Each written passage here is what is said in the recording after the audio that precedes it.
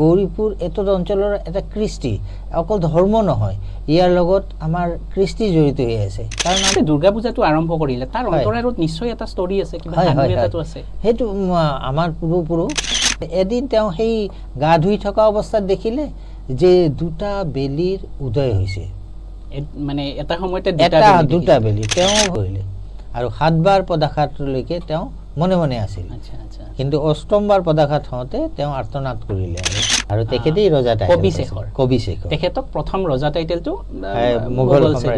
সম্ৰাটে দিয়াৰ পিছত তেখেতে যিকোনো ঠাইৰ পৰা আপোনালোকে আহিব পাৰে গৌৰীপুৰত আহি পেলাই আপুনি সেই পূজা ভাগৰ সাক্ষী হ'ব পাৰে নিশ্চয় আমি প্ৰতিমা পাণ্ডে বৰুৱা যিটো আপোনাৰ ভগ্নী হয় বাইদেউ হয় আৰু তেখেতৰ লগতে তেখেতৰ সহযোগ কৰিছিল আমাৰ স্বনামধন্য গীতিকাৰ ৰত্ন ওজা দোতৰা চাৰিন্দা ঢোল এইবিলাক আমাৰ সংস্কৃতিৰ পৰিচয় আৰু এটা জাতিৰ পৰিচয় হ'ল এটা সংস্কৃতি গতিকে মোৰ প্ৰতিমা বাইদেউৰ কথাই পদ্মশ্ৰী পাইছে আকৌ মোৰ আৰু এজনী বাইদেউ হাতীৰ ওপৰত একদম উলোটা ছাবজেক্ট তাতে তাই পাই গ'ল তাই পদ্মশ্ৰী পালে গতিকে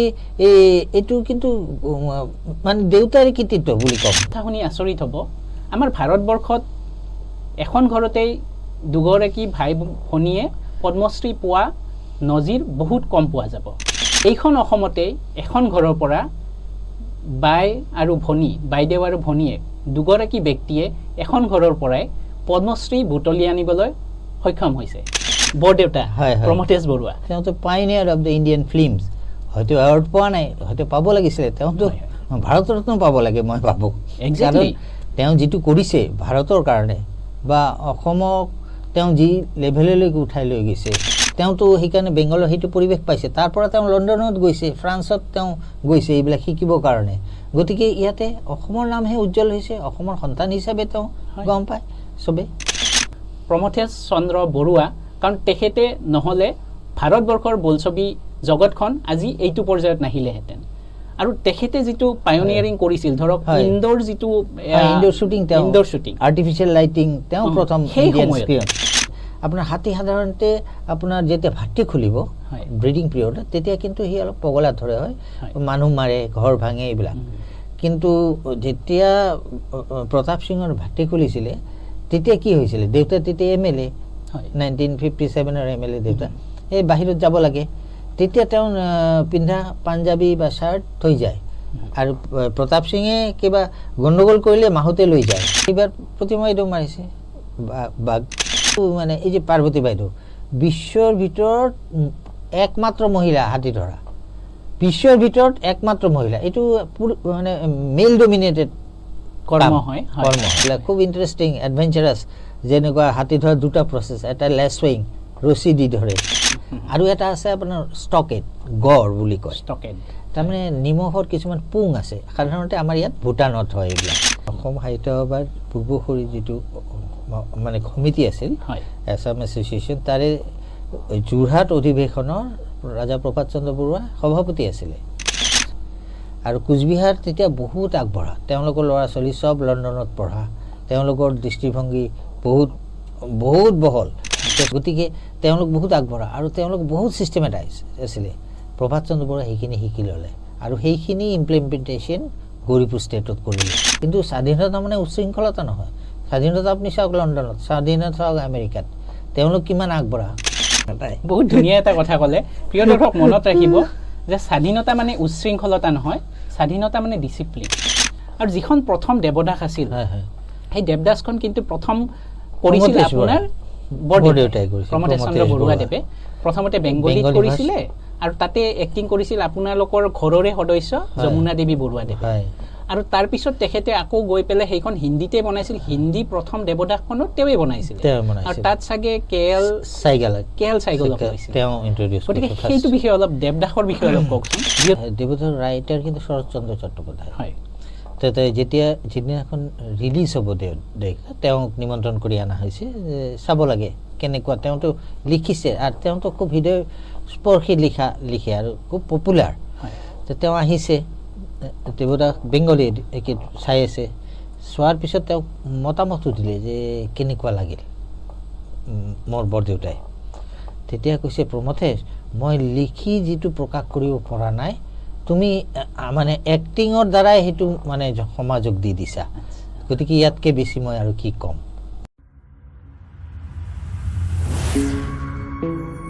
언제란가 a fearless talk show an authentic podcast desk নমস্কাৰ প্ৰিয় দৰ্শক আজি পুনৰবাৰ আপোনালোকক অন্তৰংগৰ মঞ্চলৈ লৈ আহিছোঁ আপোনালোকক আগতে কৈ যোৱাৰ নিচিনা যে ইয়াতে সেই কেইগৰাকী ব্যক্তিক আমি আমন্ত্ৰণ কৰি আহিম যি গৰাকী ব্যক্তিৰ পৰা আপোনালোকে জ্ঞান আহৰণ কৰি জীৱনটো যাতে সুন্দৰভাৱে পৰিচালিত কৰিব পাৰে আমাৰ যাতে তথ্য তথা জ্ঞান আমি লাভ কৰিব পাৰোঁ আমাৰ জীৱনটো মহিয়ান কৰি লৈ যাব পাৰোঁ তেনেকুৱা এগৰাকী ব্যক্তিক আজি আপোনালোকৰ মাজলৈ লৈ আহিছোঁ সেই ব্যক্তিগৰাকী এনেকুৱা এখন ঘৰৰ পৰা আহিছে যিখন ঘৰক আমি ৰজাঘৰীয়া বুলি কওঁ এতিয়া আপোনালোকে যিবিলাক সাংবাদিক সকলে ব্যৱহাৰ কৰে আজিৰ দিনত যিকোনো টিভি নিউজ চেনেলত যদি আপোনালোকে চাই সাংবাদিক বোলে মন্ত্ৰীবিলাককে কয় যে ৰজাঘৰীয়া বুলি কয় ধৰক অমুক মন্ত্ৰী মানে ৰজাঘৰীয়া বা ভাৰতবৰ্ষৰ কোনোবা প্ৰধানমন্ত্ৰী হওক বা অন্য যিকোনো মন্ত্ৰীৰ বিষয়ে বা বিষয়াৰ বিষয়ে ক'লে ৰজাঘৰীয়া বুলি কয় কিন্তু প্ৰকৃততে তেওঁলোক ৰজাঘৰীয়া নে এই সমাজতন্ত্ৰতো ৰজাই নাই গতিকে তেওঁলোক কেনেকৈ ৰজাঘৰীয়া হ'ব পাৰে আজি আপোনালোকক প্ৰকৃত ৰজাঘৰীয়াৰ মানুহ আপোনালোকৰ মাজলৈ লৈ আহিছোঁ যিজন ব্যক্তিয়ে আপোনালোকক ক'ব ৰাজতন্ত্ৰ কেনেকুৱা আছিল ৰজাই কেনেকৈ থাকিছিল ৰজাৰ ঘৰৰ দিনবোৰ কেনেকৈ চলিছিল কেনেকৈ তেওঁলোকে শাসন কৰিছিল গতিকে আজি আপোনালোকৰ মাজলৈ ৰাজঘৰৰ পৰা গৌৰীপুৰ ৰাজ পৰিয়ালৰ সদস্য মাননীয় শ্ৰীযুত প্ৰবীৰ কুমাৰ ডাঙৰীয়াক আপোনালোকৰ মাজলৈ লৈ আহিছোঁ তেখেত কেৱল ৰাজ পৰিয়ালৰ সদস্যই নহয় তেখেত এগৰাকী সুদক্ষ ব্যক্তি সুদক্ষ বিশিষ্ট ব্যক্তি তথা লগতে তেওঁ এজন সমাজকৰ্মীও হয় তেখেতে সমাজৰ উন্নতিৰ প্ৰকল্পে আগতে যেনেকৈ ৰজাই প্ৰজাৰ কাৰণে বহুতখিনি কাম কৰি গৈছিল তেনেকৈ এখেতেও আমাৰ এই অঞ্চলৰ মানুহবিলাকৰ কাৰণে এই অঞ্চলৰ সৰ্বসাধাৰণ ৰাইজৰ কাৰণে তেওঁলোকৰ জীৱনটো ওপৰৰ ফালে লৈ যোৱাৰ ক্ষেত্ৰত তেখেতে যথেষ্ট অৰিহণা যোগাই আহিছে আৰু তেখেতে সেইটো দিশত কাম কৰি গৈছে গতিকে let's give a warm welcome to one and only mister Prabir Kumar Baruah ডাঙৰীয়া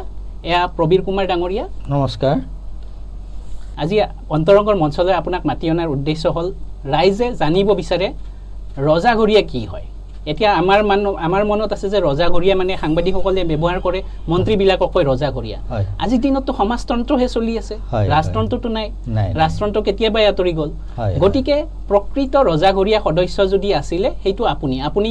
নিজেই সেইটো অনুভৱ কৰিছিল এক সময়ত যেতিয়া ৰাজতন্ত্ৰ চলি আছিল আপুনিতো পাইছিলে গতিকে সেই বিষয়ে অকণমান কওকচোন আপোনাৰ দিনত যেতিয়া ৰাজতন্ত্ৰ আছিল সেই সময়টো কেনেকুৱা আছিল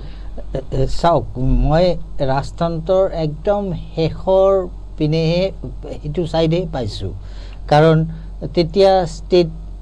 মোৰ জন্মৰ সময়তে ষ্টেট গৈছে কিন্তু প্ৰভাৱটো তেতিয়াও আছিলে আৰু যি ছিষ্টেমবোৰ তেতিয়াও আমি দেখিছোঁ মানে মনত আছে কাৰণ বিশেষকৈ মোৰ দুৰ্গা পূজাৰ কথা খুবকৈ মনত পৰে তেতিয়া বহুত মানুহ আহিছিল আমাৰ হাতী ঘোঁৰা পাইক বৰকন্তাজাৰে পূজাৰ সময়ত যিটো বেলবৰণৰ যি প্ৰচেছন সেইটো হৈছিলে তাতো এটা ৰাজকীয় আভিজাত্য ফুটি উঠিছিলে কিন্তু সময়ৰ লগে লগে সেইবিলাক নাইকিয়া হৈ গৈছে এতিয়াও চলি আছে সেই যিটো আপোনাৰ দুৰ্গা পূজাৰ প্ৰথা যিটো ৰাজতন্ত্ৰৰ সময়ত চলি আছিল এতিয়াও গৈ সেইটো নিয়মেৰেই চলি আহিছে আমাৰ নিয়মখিনি কিন্তু একে আছে আড়ম্বৰখিনি কমি গৈছে ৰাজত্ব থাকোঁতে যিটো আড়ম্বৰ আছিলে যিটো হাতী ঘোঁৰা নাই আমি এতিয়া খোজকাঢ়ি যাওঁ কিন্তু যিবিলাক নিয়ম আমি পালন কৰিব লাগে সেই 400 বছৰৰ পৰা সেই নিয়মবোৰ কিন্তু আমি এতিয়াও পালন কৰি আছোঁ আৰু এইটো এটা মই ভাবোঁ যে গৌৰীপুৰ এইটো অঞ্চলৰ এটা কৃষ্টি অকল ধৰ্ম নহয় ইয়াৰ লগত আমাৰ কৃষ্টি জড়িত হৈ আছে কাৰণ আমাৰ দুৰ্গা পূজাৰ কথাই মই বিশেষকৈ কৈছোঁ কাৰণ আমাৰ দুৰ্গা পূজাৰ মূৰ্তিটো হ'ল কুহিলাৰে আৰু কুহিলা আমাৰ এটা সংস্কৃতিৰ প্ৰতীক নামনি অসমৰ আৰু আমাৰ যিবিলাক পূজা হয় হোম হয় সেইটো আমখৰিৰে সেই 400 বছৰ আগৰ পৰাই যি হৈ আছিল তেনেকৈ হৈ আছে আৰু বাকি যি নিয়ম প্ৰথা যেনেকুৱা ভোগ আমাৰ অন্নভোগ হয় 5 ৰকমৰ ভাজি হয় তাৰপিছত দালি লাবৰা মাছ মাংস আৰু ভোগৰ এটা পিকুলিয়াৰিটি মই ইয়াতে আমাৰ আছে যে আমাৰ থলুৱা খাদ্য সম্ভাৰো ইয়াত আপুনি দেখা পাব কাৰণ ভেটৰ চাউল আমাক লাগিব খাৰ লাগে বৰালি মাছ লাগে বৰালি মাছৰ পাত্ৰা টিপটিপিনে চৰাইৰ ভাজি লুচি পায়স এইবিলাক আমাৰ ইয়াৰে থলুৱা খাদ্য এটো কি কলে টিপটিপি চৰাইৰ ভাজি এটো চৰাই এটা এবিধ চৰাই আছে যিটোৰ ভাজিটো লাগিব আৰু যিটো আপোনাৰ মূৰ্তিৰ কথা কলে যে কুহিলাৰে এতিয়াও কুহিলাৰে বনাই আছে মানে পূৰ্বৰ ঐতিহ্য অনুসৰণ কৰি আগতে ৰজায়ও ৰাজতন্ত্ৰৰ সময়ত কুহিলাৰে কৰিছিল এই যে দুৰ্গা পূজাটো আৰম্ভ কৰিলে তাৰ অন্তৰালত নিশ্চয় এটা ষ্টৰী আছে কিবা কাহিনী এটাটো আছে হেতু আমাৰ পূৰ্বপুৰুষ কবি শেখৰ বৰুৱা হয় তেখেতেই ৰজা উপাধি আমিতো জমিদাৰ ৰজা নহয় কিন্তু মোগল সম্ৰাটে তেওঁকে ৰজা টাইটেল দিছিলে আৰু তেওঁৰ দিনতে এই ঘটনাটো ঘটিছিল যেটো আমি এটো বিশ্বাস কৰো তেতিয়া আমাৰ ৰাজধানী আছিল ৰাঙামাটি এই যে বৰ্তমান পানবৰী বুলি কয় আৰু ব্ৰহ্মপুত্ৰ নিচেই কাখেৰে প্ৰবাহিত হৈ আছিল এতিয়া ধৰ সময়ৰ গতিত কোৰ্স চেঞ্জ কৰিছে ব্ৰহ্মপুত্ৰ আঁতৰি গৈছে তো সেই ব্ৰহ্মপুত্ৰত সদায় গা ধুবলৈ গৈছিল কবি শেখৰ আৰু তাতে তেওঁ যোগ কৰি পূজা অৰ্চনা কৰি পেলাই তেওঁ উভতি আহিছিল তো ব্ৰহ্মপুৱাতে তেওঁ গৈছিল তো এদিন তেওঁ সেই গা ধুই থকা অৱস্থাত দেখিলে যে দুটা বেলিৰ উদয় হৈছে মানে এটা সময়তে দুটা বেলি তেওঁ ভাবিলে এটা দৃষ্টি ভ্ৰম কিবা হৈছে ভুলকে দেখিছে তা আকৌ ভালকে চালে তেতিয়া দেখা পালে যে এটা বেলিৰ পৰা মহিলা এগৰাকী আহি আছে আৰু ব্ৰহ্মপুত্ৰৰ ওপৰেদি খোজকাঢ়ি আহি আছে তেতিয়া তেওঁ মনে মনে ভাবি ললে এয়া নিশ্চয় কোনো দেৱী হ'ব তেওঁৰ কাৰ্যকলাপ পৰিলক্ষণ কৰাৰ কাৰণে জোপোহাৰ আৰু তেওঁ গ'ল লুকাই আছিলে আৰু তেতিয়া দেৱী আগেদি গুচি গ'ল তেওঁৰ আগেদি সেই পাকদণ্ডি দি গুচি গৈ এটা গুহাৰ সন্মুখত থিয় হ'ল আৰু গুহাটোৰ পৰা এটা বাঘ ওলাই আহিছে আৰু পানবাৰীত এতিয়াও সেই গুহাটো আছে আৰু সেই বাঘৰ ওপৰত তেওঁ উঠি প্ৰদক্ষিণ কৰিলে আৰু বাঘটো আহি সেই আপোনাৰ এই গুহাটোৰ সন্মুখত ৰৈ দিলে তেতিয়া দেৱী তাৰ পৰা নামি পেলাই উভতনি যাত্ৰা আৰম্ভ কৰিলে আৰু কবি শেখৰে কি কৰিলে সেই তেওঁ যোৱাৰ বাটত শুই দিলে তো দেৱী ভৰিত লাগিলে তেওঁ উঠিব ক'লে তেওঁ কোনো মাত নামাতিলে তেতিয়া দেৱী তেওঁ পদাঘাত কৰিলে আৰু 7 বাৰ পদাঘাতলৈকে তেওঁ মনে মনে আছিল কিন্তু অষ্টমবাৰ পদাঘাত হওঁতে তেওঁ আৰ্তনাদ কৰিলে আৰু চিঞৰিলে তেতিয়া দেৱীয়ে স্বমহিমাত প্ৰকাশিত হৈ ক'লে যে মই 7 পুৰুষলৈকে তহঁতৰ ঘৰত থাকিম তাৰ পিছত নিয়ম নিষ্ঠাৰে পূজা নকৰিলে মই গুচি যাম গতিকে তেতিয়াৰ পৰাই মহামায়া আমাৰ কুলদেৱী আৰু সেই কাৰণে আমি আজিকালি মানে তেতিয়া সপ্তম পুৰুষ আছিলে ৰাজা প্ৰতাপ চন্দ্ৰ বৰুৱা আৰু তাৰ পিছৰ পৰা আমি খুব বেছি কনসাস এইবিলাক পূজাৰ সময় নিয়ম নিষ্ঠাৰ প্ৰতি আমি বেছিকে নজৰ দিওঁ আৰু সেইটো এতিয়ালৈকে চলি আছে গতিকে বহুত ধুনীয়া লাগিল শুনি পেলাই যে এই যিটো এইটো সাধু নহয় একচুৱেলি এইটো সঁচাই ঘটিছিল কাৰণ তেখেতে প্ৰথম ৰজা তেখেতে আছিল গৌৰীপুৰৰ আৰু তেখেতেই ৰজা কবি শেখৰ তেখেতক প্ৰথম ৰজা টাইটেলটো মোগল সম্ৰাটে দিয়াৰ পিছত তেখেতে ইয়াতে ৰাজত্ব কৰিছিল তেওঁ ৰাতিপুৱা গৈ পেলাই যিটো ঘটনাৰ সাক্ষী হৈ ৰ'ল সেই সাক্ষী মৰ্মে তেখেতে মহামায়া যিটো মন্দিৰ আছে এতিয়াও গৌৰীপুৰৰ ঐতিহ্যমণ্ডিত মহামায়া মন্দিৰ সেইটো তেখেতে প্ৰতিষ্ঠা কৰিছিল আৰু যিগৰাকী দেৱীয়ে তেখেতক দৰ্শন দিছিল তেখেতে কৈছিল যে 7 পুৰুষলৈকে আপুনি এই পূজাটো কৰিব লাগিব মই থাকিম 7 পুৰুষ যোৱাৰ পিছত যদি নিষ্ঠা সহকাৰে সেই পূজাটো কৰে তেতিয়া হলে মই থাকি যাম গতিকে সেই কাৰণে আপোনালোকে এতিয়াও সম্পূৰ্ণ নিষ্ঠা তথা আস্থাৰে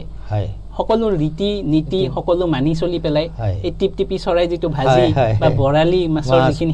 গোটেইখিনি মিলাই পেলাই আপুনি এতিয়াও সেই পূজাভাগ কৰি আছে গতিকে সেইটোৰ বিষয়ে আমি শুনিয়ে আহিছোঁ আৰু প্ৰিয় দৰ্শক আপোনালোকে কেতিয়াবা যদি সময় সুবিধা মিলে আপোনালোকৰ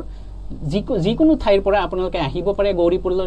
গৌৰীপুৰত আহি পেলাই আপুনি সেই পূজাভাগৰ সাক্ষী হ'ব পাৰে মা মহামায়াৰ আপোনালোকে আশীৰ্বাদ গ্ৰহণ কৰিব পাৰে অহা দুৰ্গা পূজাত মই আপোনালোকক আশা কৰিম যে আপোনালোকে যতেই নাখাওক আহি পেলাই ধুবুৰীৰ অসমৰ পশ্চিম প্ৰান্তত থকা ধুবুৰী ডিষ্ট্ৰিক্টৰ যিখন সৰু টাউন গৌৰীপুৰ সেই গৌৰীপুৰৰ ৰজা ঘৰৰ সদস্যৰ লগত আপোনালোকে যাতে দেৱীৰ মাৰ আশীৰ্বাদ লয় আৰু যিটো প্ৰবাদ মতে চলি আহিছে যে দেৱী ইয়াতে প্ৰকাশ্যে থাকে গতিকে আপোনালোকক আশা কৰিলোঁ আপোনালোক যাতে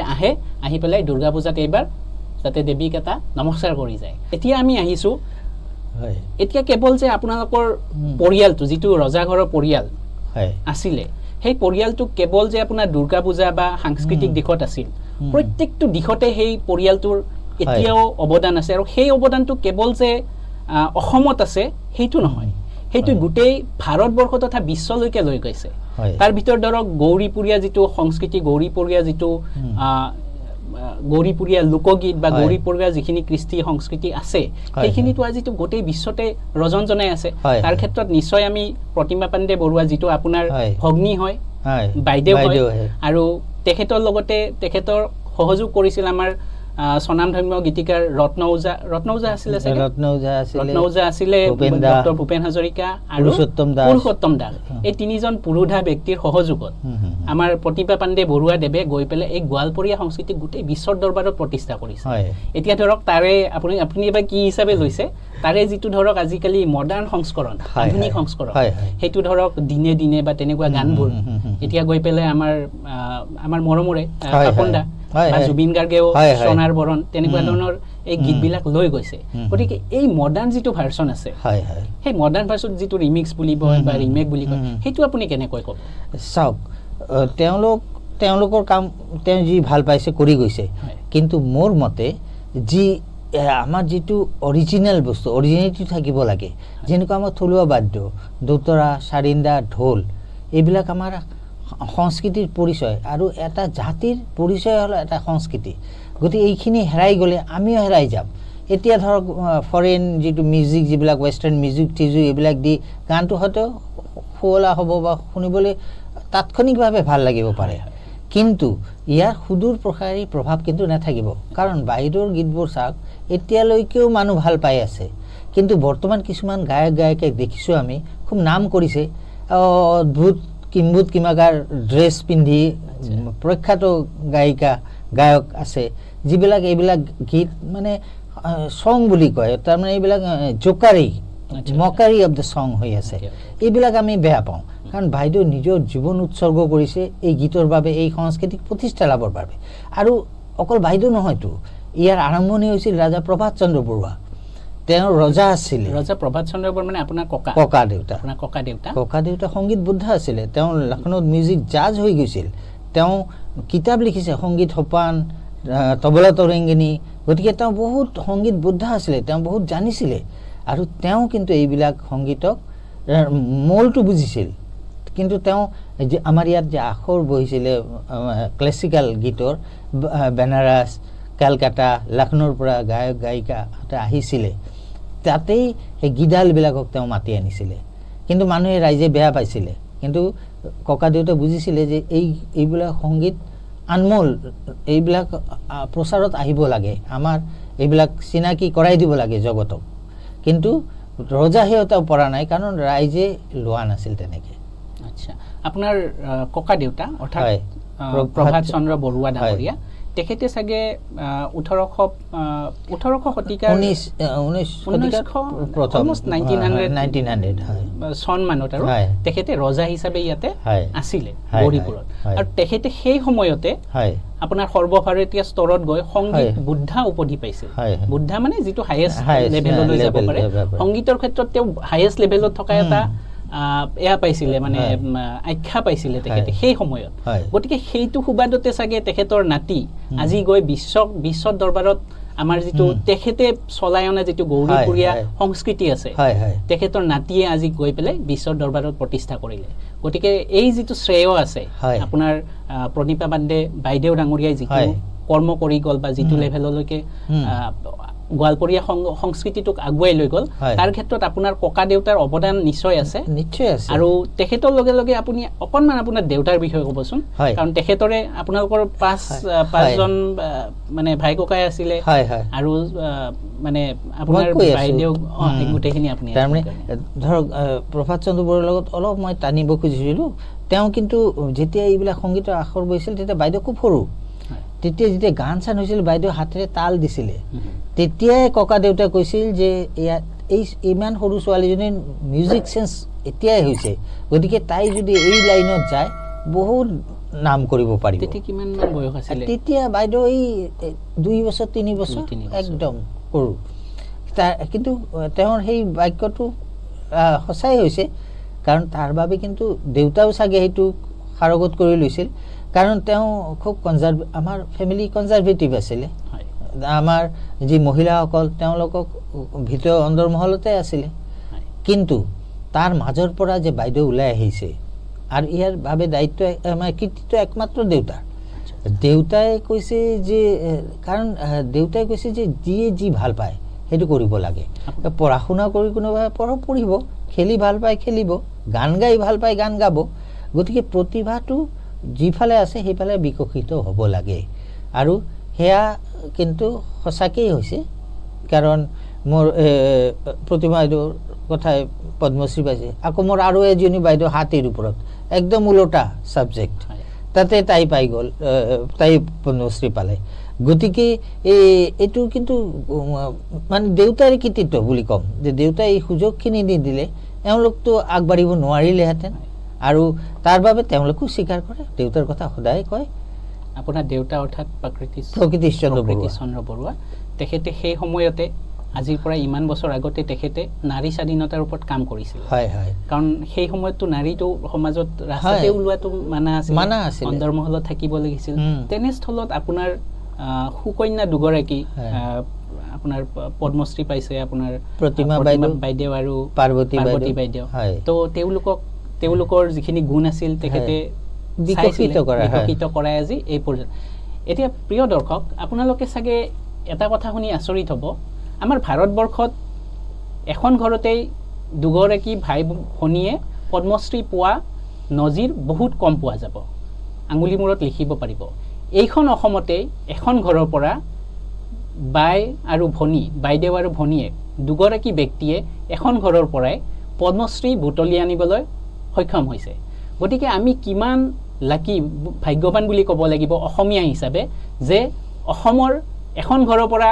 দুগৰাকী ব্যক্তিয়ে পদ্মশ্ৰী আজুৰি আনিব পাৰে তেনেকুৱা অসমত আমি বাস কৰোঁ আৰু সেই আমাক সুবিধা তথা সেই আমাক সৌভাগ্য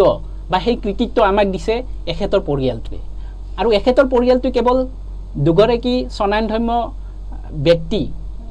কেৱল প্ৰতিষ্ঠা কৰা নাই তেখেতসকল পৰিয়ালৰ আমি যদি আপুনি বহুত আগৰ পৰা চাই বহুত দীঘলীয়া লিষ্ট হৈ যাব যে কোনে কিমান কৃতিত্ব তাৰ মাজত আপোনাৰ আৰু খুৰা আছিলে বৰদেউতা প্ৰমথেশ বৰুৱা তেওঁতো পাইনিয়াৰ অফ দ্য ইণ্ডিয়ান ফিল্মছ হয়তো এৱাৰ্ড পোৱা নাই হয়তো পাব লাগিছিলে তেওঁতো ভাৰত ৰত্ন পাব লাগে মই ভাবোঁ তেওঁ যিটো কৰিছে ভাৰতৰ কাৰণে বা অসমক তেওঁ যি লেভেললৈকে উঠাই লৈ গৈছে তেওঁতো অসমৰ সন্তান হয় কিন্তু এটা কথা দুখ লাগে যে আপোনাৰ বৰদেউতা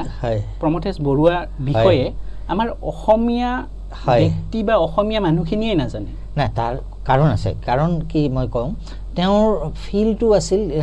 Bengali film culture Bengali film ইণ্ডাষ্ট্ৰিটো তেওঁৰ ফিল্ম কালচাৰ যিহেতু বেংগল তেতিয়া ৰাজধানী আছিলে আৰু তাতে সেই পৰিৱেশটো আছিলে আৰু এই পৰিৱেশটো আছিল ভূপেন দাৰ কথা কওঁ ভূপেন দা অসমত থাকিলে ইমান নাম নহ'লহেঁতেন তেওঁতো বেংগলত গৈছে সৰ্বভাৰতীয় হ'ব লাগিবতো আমি অকল অসমত থাকিলেতো নহ'ব আমি অসমৰ পৰা ওলাই যাব লাগিব তেতিয়াহে অসমৰ নাম উজ্বলি উঠিব কিন্তু প্ৰমথেশ বৰুৱাই যেতিয়া কৰিছে তেতিয়া বহুত ইয়াতে অসুবিধা আছিল অসমত সেইখিনি আগবাঢ়িবলৈ তেওঁতো সেইকাৰণে বেংগলৰ সেইটো পৰিৱেশ পাইছে তাৰ পৰা তেওঁ লণ্ডনত গৈছে ফ্ৰান্সত তেওঁ গৈছে এইবিলাক শিকিবৰ কাৰণে গতিকে ইয়াতে অসমৰ নামহে উজ্জ্বল হৈছে অসমৰ সন্তান হিচাপে তেওঁ গম পায় চবেই এতিয়া প্ৰমথেশ বৰুৱা ডাঙৰীয়াই সেই সময়ত আমাৰ গৌৰীপুৰৰ পৰা ওলাই গৈ কাৰণ ইয়াতে সেই সুবিধাখন নাছিল গতিকে যিখিনি ট্ৰেইনিং ধৰক লণ্ডন বা ফ্ৰান্সত গৈ লয় এতিয়া ৱেষ্ট বেংগল বা কলিকতা সেই সময়ত সেই কলিকতাত গৈ তেখেতে বোলছবি নিৰ্মাণ কৰিছিল আৰু তেখেত মানে সৰ্বভাৰতীয় যিখিনি বোলছবি উদ্যোগ আছে তাৰে তেখেত বাট কটীয়া পায়নীয়া কাৰণ তেখেতে যদি আৰম্ভ নকৰিলেহেঁতেন আজি বোলছবি এইটো লেভেললৈ নাহিলেহেঁতেন গতিকে আমি যিখিনি চাই আছোঁ এজ এ আছামিজ আমি অসমীয়া হিচাপে প্ৰত্যেকে গৌৰৱ কৰা উচিত বা প্ৰত্যেকে তেখেতক মনত ৰখাটো উচিত প্ৰমথেশ চন্দ্ৰ বৰুৱা কাৰণ তেখেতে নহ'লে ভাৰতবৰ্ষৰ বোলছবি জগতখন আজি এইটো পৰ্যায়ত নাহিলেহেঁতেন আৰু তেখেতে যিটো পায়োনিয়াৰিং কৰিছিল ধৰক ইনডোৰ যিটো ইনডোৰ শ্বুটিং আৰ্টিফিচিয়েল লাইটিং তেওঁ প্ৰথম সেই সময়ত প্ৰিয় দৰ্শক যিটো ধৰক ষ্টুডিঅ'ৰ ভিতৰত যিটো আৰ্টিফিচিয়েল লাইটৰ হয় যিটো আমি কৰি আছোঁ এতিয়া, সেই যিখিনি কাম আছিলে সেই কামখিনি তেখেতেই প্ৰথম আৰম্ভ কৰিছিল ভাৰতীয় চলচ্চিত্ৰ জগতত। গতিকে তেনেকুৱা এজন ব্যক্তিও আমি এই ঘৰখনৰ পৰা পাইছোঁ। গতিকে আপোনালোকক মানে ক'বৰ কাৰণে ভাষা নাই যে এই ঘৰখনে আমাক কিমানখিনি বস্তু দি গৈছে। গতিকে আজি এখেত আহিছে, গতিকে বহুত ভাল লাগিছে আৰু বহুত কথা আমি জানিবলগীয়া আছে। এতিয়া আপুনি ধৰক এখন ঘৰত একফালে আছিল কালচাৰ, সংস্কৃতিৰ দিশটো, যে কোনোবাই গানত আছে, কোনোবাই বাদ্যত আছে, বা কোনোবাই লিখা মেলা সেইটোও আছিলে, কোনোবাই বোলছবিত গ'ল। কিন্তু তেনেকুৱা এখন ঘৰত এগৰাকী ব্যক্তি ওলাল যে হাতীৰ ক্ষেত্ৰতো গৈ পেলাই তেখেতে পদ্মশ্ৰী পাবলৈ এইবাৰেই পাইছে পদ্মশ্ৰী। 2024 বৰ্ষৰ পদ্মশ্ৰীটো হাতীৰ ওপৰত পাইছে আৰু তেখেত হ'ল পাৰ্বতী বৰুৱা বাইদেউ। গতিকে এই এটা ঘৰতে কেনেকৈ এই অপজিট দিশত কেনেকৈ কামবিলাক চলিছে? চাওক, মই কৈছোঁ নহয়, ইয়াৰ মূল ব্যক্তিটো হ'ল দেউতা। গতিকে যাৰ যিফালে ইণ্টাৰেষ্ট দেউতা সেইফালেই যাবলৈ দিছে। এই পাৰ্বতী বাইদেউ সৰুৰ পৰাই হাতী লৈ চাগে, আমিও হাতী কেম্পত গৈছোঁ, আমিও হাতীৰ লগত বহুত কথা আমি জানো হাতীৰ। কিন্তু তাই সেইটোক মানে এনেকৈ লৈছে যেন তাইৰ পৰম লক্ষ্য বা চৰম লক্ষ্য হাতীৰ লগত, হাতীয়ে তাইৰ লাইফ, যেতিয়া দেউতাৰ যিটো আছিলে। কাৰণ এনেকুৱা দেউতাটো মানে হাতী এলিফেণ্ট এক্সপাৰ্ট দেউতা, হাতীৰ বিশেষজ্ঞ। আৰু দেউতা এটা হাতী আছিল প্ৰতাপ সিং, সেইটো ইউনিক হাতী, সেইটোৰ কথা শুনিলে আপুনি আচৰিত হৈ যাব। তাৰ সেইটোৰ এতিয়াও আমাৰ মাটিয়াবাৱত যিটো ৰাজহাউলি আছে তাতে তাৰ কবৰ আছে। আৰু প্ৰতাপ সিং ইমান ইণ্টাৰেষ্টিং মানে কেৰেক্টাৰ যে আপোনাৰ হাতী সাধাৰণতে আপোনাৰ যেতিয়া ভাতৃ খুলিব ব্ৰিডিং পিৰিয়ডত তেতিয়া কিন্তু সি অলপ পগলা ধৰে হয়, মানুহ মাৰে, ঘৰ ভাঙে এইবিলাক। কিন্তু যেতিয়া প্ৰতাপ সিঙৰ ভাতৃ খুলিছিলে তেতিয়া কি হৈছিলে, দেউতা তেতিয়া MLA, 1957 MLA দেউতা। এই বাহিৰত যাব লাগে, তেতিয়া তেওঁ পিন্ধা পাঞ্জাবী বা শ্বাৰ্ট থৈ যায়। আৰু প্ৰতাপ সিঙে কিবা গণ্ডগোল কৰিলে মাহতে লৈ যায়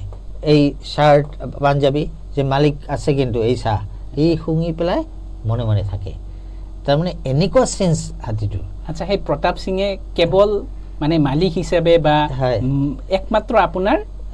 দেউতা, আমি গ'লেও আমাক চিনি পায়, আমাকো আমি সৰু তেতিয়া আমাক লৈ যায় ওচৰত, তেতিয়া সি আমাক একো নকৰে, কিন্তু মাহতক মাৰিব যায় বা বেলেগ মানুহক মাৰিব যায়। তাৰমানে ইমান চেঞ্চ তাৰ, সেইটো আচৰিত পিকুলিয়াৰ কথা। আৰু এবাৰ কি হ'ল, দেউতা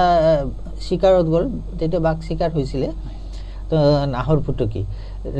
এটা আহিল ওলালে, দেউতাই ফায়াৰ কৰিলে কিন্তু ফায়াৰ নহ'ল, গুলিটো বেয়া আছিলে। কিন্তু নাহৰ ফুটুকীটো জাম্প কৰে আৰু হাতী কিন্তু সদায় বাঘৰ পৰা আঁতৰি থাকে। তো ই দেখিলে যে মই ঘূৰি গ'লে তো মালিকক ধৰিব, গতিকে সি কি কৰিলে, সি ৰৈ দিলে আৰু নাহৰ ফুটুকী জাম্প কৰিলে আৰু এই সুৰেৰে তাক ধৰি পেলালে, ধৰি দলিয়াই দিলে। আৰু দলিয়াই দিয়াৰ লগে লগে সি পৰিলে, অলপ সময় এটা ৱেষ্ট হ'ল, সেইখিনি সময়ত দেউতাই ৰেডি হৈ বাঘটোক মাৰিছে। সেই ফটোটো এতিয়াও মানে আমাৰ তাতে এই মাটিয়াবাৱত ৰাজহাউলিত সেইটো আছে। শুনিলে গাটো শিৰশিৰাই যায় যে যিটো আপুনি ঘটনাৰ বৰ্ণনা কৰিলে, পিকুলিয়াৰ। মোৰ পেহী নিহাৰবালা বৰুৱা হাতত সাপ মেৰুৱাই তেওঁ ঘূৰিছিলে, কালনাগিনী সাপ। তো তেওঁলোকো নিহাৰবালা বৰুৱা, নীলিমা বৰুৱা, এওঁলোকো লিজেণ্ডৰ দৰে হৈ গৈছে। তেওঁলোক হাতীমাৰ দল, এই যে আপোনাৰ টেৰাকটাৰ নীলিমা বৰুৱাই প্ৰথম কৰিছে, আৰু সেই টেৰাকটাৰ মানুহবিলাক মাতি সেই ষ্টেটৰ পৰা দিছে। তো নিহাৰবালা বৰুৱা গায়ে গায়ে গৈ এই সংগীতবিলাক বুটলি আনিছে, লোকগীতবিলাক। গতিকে চবৰে কিবা নহ'লে এটা স্পেচিয়েল এটা কোৱালিটি আছিলে। কেৱল সেই ঘৰখনত কেৱল যে আপোনাৰ যিটো ৰাজ্যখন পৰিচালনা কৰিব লাগে সেইটোৰ ওপৰতে নহয়, সকলো দিশ সামৰি পেলাই তাত কাৰ্যবিলাক চলিছিল। গতিকে হাতীৰ ওপৰতো বা চিকাৰ কৰিব যাবই লাগিব, ৰজাঘৰৰ মানুহবিলাকতো গৈছিলে, সেইটো এটা নিয়মেই আছিল। আৰু তাত গৈ যিটো আপুনি ঘটনা ক'লে যে হাতীয়ে গৈ সুৰেৰে নাহৰ ফুটুকী ধৰি পেলাই দলিওৱা অৱস্থা, এই যিবিলাক সেইবিলাক আপুনিওতো গৈছিলে দেউতাৰ লগত? হয়, মই সেইবাৰতো প্ৰতিমা বাইদেউ বাঘ মাৰিছে। আমি বিজনীৰ ওচৰত পাণবাৰী বুলি এটা ঠাই আছিলে, তাতে মানে মানুহ খাইছিলে বাঘে, মেন ইটাৰ। তো ডিক্লেয়াৰ কৰিলে, আমি গ'লোঁ, পাৰ্বতী বাইদেউ আছিলে, আমি গ'লোঁ, দেউতাই আছিলে। তেতিয়া বাইদেউ ক'লে বাইদেউ মাৰিব, দেউতাই ক'লে ঠিক আছে হ'ব। আৰু বাইদেউতো ৰেকৰ্ড আছে নাহৰপুতুকীত মানে আমাৰ পৰিয়ালৰ আটাইতকৈ ডাঙৰ বাঘ বাইদেৱে মাৰিছে তো আমাৰ পৰিয়ালত তেতিয়া দিনত কি হৈছিল যে আজিকালি চিকাৰটো বেয়া কাৰণ জন্তু জানোৱাৰ কমি আছে তেতিয়া কিন্তু প্ৰজাবিলাকক ৰক্ষা কৰাৰ কাৰণেহে জন্তু চিকাৰ কৰা হৈছিলে আৰু তেনেকৈ এটা চিকাৰ আমাৰ পৰিয়ালত আহিছে তো সেইবাৰ প্ৰতিমা বাইদেউ মাৰিছে বাঘ সেইটো দেখা পাইছোঁ আমি গৈছোঁ তাৰপিছত এলিফেণ্ট কেচিং যিটো হয় সেইটোতো আৰু মানে এই যে পাৰ্বতী বাইদেউ বিশ্বৰ ভিতৰত একমাত্ৰ মহিলা হাতী ধৰা বিশ্বৰ ভিতৰত একমাত্ৰ মহিলা এইটো মানে মেল ডমিনেটেড কৰ্ম হয় কিন্তু তাই ফিমেল হৈ এইটো কৰিছে তো এইটোতো এটা আচৰিত হয় গতিকে আমিও গৈছোঁ যেনেকুৱা হাতী ধৰাৰ এতিয়াতো বন্ধ হৈ গ'ল সেইবিলাক খুব ইণ্টাৰেষ্টিং এডভেঞ্চাৰাছ যেনেকুৱা হাতী ধৰাৰ দুটা প্ৰচেছ এটা লেছুইং ৰছী দি ধৰে সেইটো হাতীৰ দলৰ মাজত সোমাই যাব লাগে সেইটো আপোনাৰ জয়পুৰৰ মহাৰাণী গায়ত্ৰী দেৱীও সেইটো দেখা পাইছে তেওঁৰ লগত আমাৰ ভাল আছিলে তো আৰু এটা জয়পুৰৰ মহাৰাণী গায়ত্ৰী দেৱী তেখেত ইয়াত আহিছিলে তেওঁতো কোচবিহাৰৰ ছোৱালী তাৰমানে ৰাজাৰ ৰাজকন্যা আছিল তেওঁ আমাৰ এইবিলাক চিকাৰত আহিছিলে আহি পেলাই যিটো আপুনি লেচিং বুলি কয় লেছুইং মানে ৰছী দি ধৰা সেইটোত আপুনি হাতীৰ জাকটো বনৰীয়া হাতীৰ জাকৰ মাজত সোমাই যাব লাগিব আমাৰ ঘৰুৱা হাতীৰে সোমাই যাব লাগিব সোমাই গৈ চাব লাগিব কোনটো হাতী ধৰা মানে আমি বলে পাৰিম ডাঙৰ হাতীৰে নোৱাৰিব গতিকে সেই তেনেকুৱা চিলেক্ট কৰি পেলাই ধৰিব লাগিব এইটো খুব মানে ৰিস্কি আৰু এটা আছে আপোনাৰ ষ্টকেট গড় বুলি কয় তাৰমানে নিমখৰ কিছুমান পুং আছে সাধাৰণতে আমাৰ ইয়াত ভূটানত হয় এইবিলাক আৰু এই নিমখ কিন্তু চব জন্তু জানোৱাৰে খাব আহে আৰু পিকুলিয়াৰ কি সিহঁতৰ এটা টাইমিং আছে যেতিয়া বাঘ আহিব বাঘো চেলেকিব আহিব হাতী আহিব তাৰপিছত সিহঁতৰ বেলেগ টাইম তাৰপিছত আপোনাৰ মহ আহিব বনৰীয়া মহ সিহঁতৰ বেলেগ টাইম প্ৰত্যেকটো জন্তু জানোৱাৰ আহিব বেলেগ বেলেগ টাইমত কাৰো লগত কাৰো ক্লেছ নহয় এনেকুৱা তো সেই ট্ৰেকত মানে সেইটো দণ্ডি বুলি কয় হাতী দণ্ডি কোনফালেদি ঘূৰি যাব সেই দণ্ডিত এই গড় বনোৱা হয় হাতী ধৰাৰ আৰু সেইটো কেমোফ্লেজ কৰা হয় আৰু স্প্ৰিং চব মানে জংঘলৰে বস্তু দি বনোৱা হয় ৰছী থছী চব তো সেই তাতে গৈ একদম মানে 4টাৰ আৰু তাতে চাং কিছুমান বনোৱা হয় সেই হাতী ট্ৰেকত হাতী আহিলে যে নিমখ খাব আহিব সিহঁতে জনাব লাগিব তো সুঙুৰি কথা পাতিব আপুনি নোৱাৰে সুঙুৰি বজাই জনাব লাগিব যে হাতী আহিছে তেতিয়া এলাৰ্ট হওক যাতে সেই ট্ৰেকেদি হাতীটো যায় গৈ পেলাই সেই গড়ত লৈকে লৈ যাব লাগিব হাতীটো মানে যাব সিহঁতে কৰে গতিকে তাতে যাব গ'লে আৰু তাতে থাকিব এই স্প্ৰিঙৰ নিচিনা গছৰ লগত বান্ধি থকা গেটটো সেইটো কাটি দিব লাগিব সেইটো বন্ধ হৈ যাব তেতিয়া আহিব ফটকা চটকাবোৰ যাতে ভাঙি ওলাই নাহে তেতিয়া মেইন বেছ কেম্পত খবৰ দিব হাতী আহিব আহি যিখিনি হাতী আমাৰ দৰকাৰ সেইখিনি উলিয়াই আনিব বাকীখিনি এৰি দিয়া হয় তো এনেকুৱা এডভেঞ্চাৰাছ বহুত সেই লাইফ আমি পাইছোঁ আৰু কি তো সেইখিনিতো এতিয়া ইতিহাস হৈ গ'ল জংঘলত আপুনি হাতী ধৰিব গৈছে বাঘ মাৰিব গৈছে আজি মোৰ শুনি পেলাই আজি আচৰিত লাগিল যে প্ৰতিমা পাণ্ডে বাইদেউ নিজৰ হাতেৰে বাঘ মাৰিছে সেই সময়ত নৰখাদক বাঘ গতিকে সেইটো আজি চাগে প্ৰিয় দৰ্শক আপোনালোকে যদি আজি প্ৰথমবাৰ গম পালে প্ৰতিমা বাইদেউ ডাঙৰীয়া কেৱল গোৱালপৰীয়া সংগীতৰ সাম্ৰাজ্ঞীয়ে নহয় তেখেতে ব্যাঘ্ৰ চিকাৰো কৰি পাইছে আৰু তেখেতে আটাইতকৈ ডাঙৰ বাঘটো এওঁলোকৰ পৰিয়ালৰ পৰা মাৰি পেলাই কৃতিত্ব অৰ্জন কৰিছে তেখেতৰ আজি এটা বেলেগ দিশো গম পালোঁ আপোনালোকে হাতী ধৰিব যিটো আপোনাৰ এক্সপিৰিয়েঞ্চ কৰে সেই সময়ততো বহুত প্ৰিকশ্যনছ লৈছিল একদম সাৰ যে একো হ'ব নোৱাৰে চাউণ্ড দিব নোৱাৰে আৰু লগত এই বস্তুবিলাক ইউজ কৰিব নোৱাৰে পাৰফিউম ল'ব আপুনি নোৱাৰে চাবোন দিব নোৱাৰে তেল ঘঁহিব নোৱাৰে চেম্পু বা ধৰক চব নেচাৰেল বস্তু ইউজ কৰিব লাগে আৰু সেই সময়ত ধৰক ধোঁৱা বা চিগাৰেট সেইবিলাকতো এইবিলাকো ব্যৱহাৰ কৰিব নোৱাৰে আৰু আপোনাৰ চাকি জ্বলাব নোৱাৰে জুই জ্বলাব নোৱাৰে আপোনালোকে কি গোটেই ৰাতিটো আপোনালোকে চাঙৰ ওপৰত থাকিছিল নাই আমি নাথাকো তাতে মানে গড়আলা বুলি কয় যে সিহঁতে থাকে আৰু এটা বেছ কেম্প থাকে বেছ কেম্পত আমি থাকোঁ যেতিয়া হাতী ধৰা পৰে তেতিয়া আমাক খবৰ দিলে আমি যাওঁ আৰু মানে সেইটো মানে গড়ৰ কেম্প আৰু বেছ কেম্পটো অলপ আঁতৰত থাকে গতিকে বহুত এক্সাইটিং লাইফ আপুনি পাৰ কৰি আহিছে আপোনালোকৰ পৰিয়ালৰ প্ৰত্যেকজন সদস্যই আৰু এই কামবিলাক কৰিছিল যাতে সমাজত ভাল হয় কাৰণ সেই সময়ত জীৱ জন্তুৰ সংখ্যা বেছি আছিল এনেকুৱা নহয় যে এনেই মাৰিছিল এনেই নহয় যেতিয়া নৰখাদক বাঘ ওলাইছিল এখন গাঁৱত বহুত কেইজন মানুহ খাইছে তেতিয়া সেই বাঘটোক নিধন কৰা হৈছিল আৰু সেই ব্যৱস্থাটো আজিও আছে যদি তেনেকুৱা নৰসাধক ওলাই গতিকে বহুত ভাল লাগিলে এই কথাবিলাক শুনি গতিকে আমি আকৌ আৰম্ভ কৰিছোঁ এতিয়া মানে কোনটো দিশত যে মই ভাবি পোৱা নাই ধৰক প্ৰত্যেকটো দিশতে আপোনালোকৰ অৱদান আছে আৰু অৱদানেই নহয় লেখত ল'বলগীয়া অৱদান আৰু বহুত বস্তু আপোনালোকৰ ঘৰৰ পৰাই আহিছে প্ৰথম আৰম্ভ হৈছিল যেনেকৈ ধৰক অসম সাহিত্য সভা অসম সাহিত্য সভা আৰম্ভণিৰ ক্ষেত্ৰতো আপোনালোকৰ পৰিয়ালৰ উল্লেখযোগ্য অৱদান আছে সেই বিষয়ে অলপ কওকচোন নাই মানে অসম সাহিত্য সভাৰ পূৰ্বসূৰী যিটো মানে সমিতি আছিল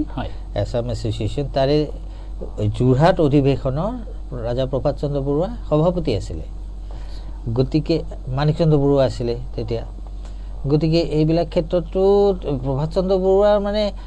ধৰক ছ'চিয়েল হিষ্ট্ৰী অফ কামৰূপ যিখন হৈছে তাৰে সেই কিতাপখনত তেওঁ গোটেই ব্যয়ভাৰ বহন কৰিছে তাৰ প্ৰাচীন কামৰূপ কায়স্থ সমাজ এখন কিতাপ আছে যে অসমৰ কায়স্থ মানুহখিনিৰ ইতিহাস সেইটো ইণ্ডিয়াৰ ক'তো নাই কিন্তু সেইটো প্ৰভাত চন্দ্ৰ বৰুৱাই পেট্ৰনাইজ কৰিছিলে ফাইনেন্স কৰিছিলে দত্ত বৰুৱাই নলবাৰী দত্ত বৰুৱাই সিহঁতে প্ৰকাশ কৰিছিলে গতিকে এনেকুৱা ধৰণৰ বহুত সামাজিক তেওঁৰ কিতাপ বহুত প্ৰকাশন আছিল সেইবিলাক এতিয়া ধৰক কিছুমান পাহৰিয়ে গৈছোঁ মনতো নাই তো তাৰ বাহিৰে প্ৰভাত চন্দ্ৰ বৰুৱা যি মানে তেওঁতো এডাপ্টেড ছান আছিলে গতিকে তেওঁৰ শিক্ষাৰ কাৰণে তেওঁৰ মাক ৰাণী ভৱানী প্ৰিয়া কলিকতাত ঘৰ কিনিছিলে তেওঁক পঢ়াবৰ কাৰণে যিহেতু কেলকাটা কেপিটেল তাৰপিছত পঢ়া শুনা হৈ অহাৰ পিছত তেওঁতো ষ্টেট চলাব শিকিব লাগিব তেতিয়া কোচবিহাৰৰ ৰজাৰ তাতে তেওঁ ট্ৰেইনিঙত দিলে আৰু কোচবিহাৰ তেতিয়া বহুত আগবঢ়া তেওঁলোকৰ ল'ৰা ছোৱালী চব লণ্ডনত পঢ়া তেওঁলোকৰ দৃষ্টিভংগী বহুত বহুত বহল কেশৱ চন্দ্ৰ সেনৰ ঘৰৰ ছোৱালী তাতে বিয়া হৈছে সুনীতি সেন গতিকে তেওঁলোক বহুত আগবঢ়া আৰু তেওঁলোক বহুত ছিষ্টেমেটাইজ আছিলে প্ৰভাত চন্দ্ৰ বৰুৱাই সেইখিনি শিকি ল'লে আৰু সেইখিনি ইমপ্লিমেণ্টেশ্যন গৌৰীপুৰ ষ্টেটত কৰিলে যে এই গৌৰীপুৰ টাউন প্লেনিং কোচবিহাৰৰ টাউন প্লেনাৰে গৌৰীপুৰ টাউন প্লেনিং কৰিছে আৰু তেতিয়া সেই পানী ৱাটাৰ লগিং এইবিলাক নাছিলে ড্ৰেইনেজ ইমান ধুনীয়া ৰাস্তাবিলাক ইমান ধুনীয়া কিন্তু তাৰপিছত আমি কি কৰিলোঁ স্বাধীনতাৰ পিছত সেইখিনি আমি নষ্ট কৰি পেলালোঁ যধে মধে ঘৰ বনালোঁ কোনো আপোনাৰ চিভিক চেন্সটো আমাৰ নাইকিয়া হৈ গ'ল তো সেইবিলাক ধৰক বহুতে কয় যে এই জমিদাৰী ছিষ্টেমটো বেয়া এইবিলাক ঠিক নহয় কিন্তু মইতো উপলব্ধি কৰি আছোঁ যে জমিদাৰী ছিষ্টেমৰ এটা ডিচিপ্লিন আছিলে মানুহখিনি উন্নতি হৈছিলে কিন্তু বৰ্তমান ক্ষেত্ৰত মানে আমি একচুৱেলি স্বাধীনতাৰ যিটো লাভ বা স্বাধীনতা কি সেইখিনি বস্তু কিন্তু আমি উপলব্ধি কৰিব পৰা নাই আমি স্বাধীনতা মানে উচ্ছৃংখল বুলি ধৰি লৈছোঁ যিটো কাৰণে আমাৰ এই মানুহবিলাকৰ পতন আৰম্ভ হৈছে কিন্তু স্বাধীনতা মানে উচ্ছৃংখলতা নহয় স্বাধীনতা আপুনি চাওক লণ্ডনত স্বাধীনতা চাওক আমেৰিকাত তেওঁলোক কিমান আগবঢ়া এনেকুৱা স্বাধীন হ'ব লাগে আমাৰ নিচিনা স্বাধীনতা মই বিচৰা নাই বহুত ধুনীয়া এটা কথা ক'লে প্ৰিয় দৰ্শক মনত ৰাখিব যে স্বাধীনতা মানে উচ্ছৃংখলতা নহয় স্বাধীনতা মানে ডিচিপ্লিন স্বাধীনতা মানে আপুনি নিজকে আগুৱাই লৈ যাব পৰা প্ৰৱণতা স্বাধীনতা মানে আপুনি সমাজক ভাল পাব পৰা প্ৰৱণতা এখেতে যি হিচাপে ক'লে যেতিয়া ৰজা ঘৰৰ ধৰক প্ৰভাত চন্দ্ৰ ডাঙৰীয়া ৰজা হিচাপে আছিল তেখেতে বাহিৰত গৈ শিকি আহি গৌৰীপুৰ টাউনখন প্লেনিং কৰিছিল গৌৰীপুৰ টাউনখনত কেৱল প্লেনিং কৰাই নহয় তেখেতে গছ গছনি লগাইছিলে তাৰপিছত এডমিনিষ্ট্ৰেশ্যন তেওঁ ষ্টিমুলাইজ কৰিছে এডুকেশ্যন ছিষ্টেম তেওঁ কৰিছে তেওঁ PWD ডিপাৰ্টমেণ্ট খুলিছে ফৰেষ্ট ডিপাৰ্টমেণ্ট আছিল তেওঁলোক গতিকে এইবিলাক তেওঁ কৰিছিলে সেই 1919 চনতে এইবিলাক কৰিছিল প্ৰত্যেকটো ফৰেষ্ট ডিপাৰ্টমেণ্ট PWD সকলো ডিপাৰ্টমেণ্ট তেখেতে কৰিছিলে আৰু কৰাই নহয় তেখেতে ধুনীয়াকৈ কাম কৰিছে কাৰণ আজিৰ আপোনাৰ যিটো গৌৰীপুৰ টাউনখন দেখি ইমান ধুনীয়াকৈ প্লেন্ড আছে দৰ্শকসকলে গৌৰীপুৰ নাহিলে বুজি নাপাব বাৰু কিন্তু এবাৰ যদি আহি যায় নিশ্চয়কৈ দেখি যাব যে ইয়াৰ নিচিনা ধুনীয়া প্লেন টাউন আপুনি অসমৰ ক'তো বিচাৰি নাপাব চাগে আৰু এই টাউনখন আজিৰ নহয় এইটো 200-300 বছৰ আগৰ ঐতিহ্যমণ্ডিত টাউন হয় গতিকে আপোনালোকে এবাৰ অহাটো উচিত এতিয়া আমি অন্য এটা দিশত আহিছোঁ যে ধৰক আপোনাৰ বৰদেউতা প্ৰমথেশ চন্দ্ৰ বৰুৱা গতিকে তেখেতৰ বিষয়ে আমি যেতিয়া দৰ্শকসকলক মই জনাব খুজিছোঁ দৰ্শকসকলে দেৱদাস মুভিখন চাইছে শ্বাহৰুখ খানৰ দেৱদাস মুভিখন এতিয়াৰ যিটো এয়া আছে জেনেৰেশ্যন আছে তেওঁলোকে চাই পেলাই বহুত ভাল পাইছে কিন্তু দেৱদাস বহুতকেইটা ভাষাত নিৰ্মিত হৈছে আৰু যিখন প্ৰথম দেৱদাস আছিল সেই দেৱদাসখন কিন্তু প্ৰথম কৰিছিল আপোনাৰ বৰদেউতাই কৰিছিল প্ৰমথেশ চন্দ্ৰ বৰুৱাদেৱে প্ৰথমতে বেংগলীত কৰিছিলে আৰু তাতে এক্টিং কৰিছিল আপোনালোকৰ ঘৰৰে সদস্য যমুনা দেৱী বৰুৱাদেৱে আৰু তাৰ পিছত তেখেতে আকৌ গৈ পেলাই সেইখন হিন্দীতে বনাইছিল হিন্দী প্ৰথম দেৱদাসখনত তেওঁৱে বনাইছিল আৰু তাত চাগে কেএল চাইগলক কৈছিল তেওঁ ইন্ট্ৰোডিউস গতিকে সেইটো বিষয়ে অলপ দেৱদাসৰ বিষয়ে অলপ কওকচোন যিহেতু আপোনাৰ পৰিয়ালৰ পৰাই আহিছে দেৱদাসখন দেৱদাস মানে যেটো আমি শুনিছো দেউতাহঁতৰ পৰা যে দেৱদাস যেতিয়া দেৱদাসৰ ৰাইটাৰ কিন্তু শৰৎচন্দ্ৰ চট্টোপাধ্যায় হয় তেতে যেতিয়া যিদিনাখন ৰিলিজ হ'ব তেওঁক নিমন্ত্ৰণ কৰি অনা হৈছে চাব লাগে কেনেকুৱা তেওঁতো লিখিছে আৰু তেওঁতো খুব হৃদয় স্পৰ্শী লিখে আৰু খুব পপুলাৰ তেওঁ আহিছে দেৱদাস বেংগলী চাই আছে চোৱাৰ পিছত তেওঁ মতামত দিলে যে কেনেকুৱা লাগিল মোৰ বৰদেউতাই তেতিয়া কৈছে প্ৰমথেশ মই লিখি যেটো প্ৰকাশ কৰিব পৰা নাই তুমি মানে এক্টিংৰ দ্বাৰাই হেতু মানে সমাজক দি দিছা গতিকে ইয়াতকে বেছি মই আৰু কি কম গতিকে এজন লেখকৰ পৰা ইমান ফেমাস লেখকৰ পৰা হেতু এপ্ৰিচিয়েচন পোৱা মানে বহুত ডাঙৰ কথা নহয় তাক শৰৎচন্দ্ৰ চট্টোপাধ্যায়ৰ নিচিনা ৰাইটাৰে এইটো কথা কৈছে হয় গতিকে আৰু তেতিয়াতো তেওঁ নামে দেৱদাস হৈ গৈছিল তাৰমানে তেওঁ যেতিয়া ঢুকাইছিলে তেতিয়া বিৰাট প্ৰচেছন হৈ আছে তেওঁৰ তাতে কলকাতাতে না হৈছে তেতিয়া সবে মানে বহুত ৰাইজ আহিছে বুঢ়ী এজনী সুধিছে কোনে ঢুকাইছে তেতিয়া কৈছে যে এই কি দেৱদাসৰ হিৰো প্ৰমথেশ দেৱদাস মৰেছে আমাদেৰ তাৰমানে দেৱদাসে হৈ গৈছে তেওঁৰ নামটো মানে তেওঁৰ আৰু হেৰাই গৈছে নাম তেখেতৰ নামটোৱে দেৱদাস হৈছিল আৰু হয়ও আপোনাক দেৱদাসৰ বিষয়ে স্পেচিয়ালি সুধাৰ ক্ষেত্ৰত এইটো যে এখন কাল্ট মুভি হয় সেইখনে এখন বাটকটীয়া মুভি হয় বোলছবি হয় 1935 চনতে চাগে বনাইছিল গতিকে সেই সময়ত প্ৰথম আমি এতিয়া নতুন দেৱদাসখন চাই পেলাই ইমান ধুনীয়াকৈ শাহৰুখ খানে অভিনয় কৰিছে কিন্তু সেইখনৰ আৰম্ভণি ক'ত আছিল সেইখনৰ আৰম্ভণি যে অসমতে আছিল অসমৰ পৰাই গৈছিল গতিকে সেইটো জনাটো প্ৰয়োজন আছে দৰ্শকসকলৰ উত্তম কুমাৰও কৰিছে পিছত কিন্তু উত্তম কুমাৰ মানে সৌমিত্ৰ কিন্তু উত্তম কুমাৰ কৈছে মই যেহেতু প্ৰমথেশ বৰুৱাই কৰিছে মই এই দেৱদাসৰ ৰোলটো নকৰো তেতিয়া সৌমিত্ৰ চাটাৰ্জীয়ে কৰিছে এইটো ৰোল তাপস পালো কৰিছে তাৰমানে 3-4টা বেংগলী এডিশ্যন হৈছে কিন্তু তাৰপিছত হিন্দীটো হৈছে বহুত কিটা হৈছে এতিয়া আপোনালোকৰ যেটো ইয়াতে মাটিয়াবাগত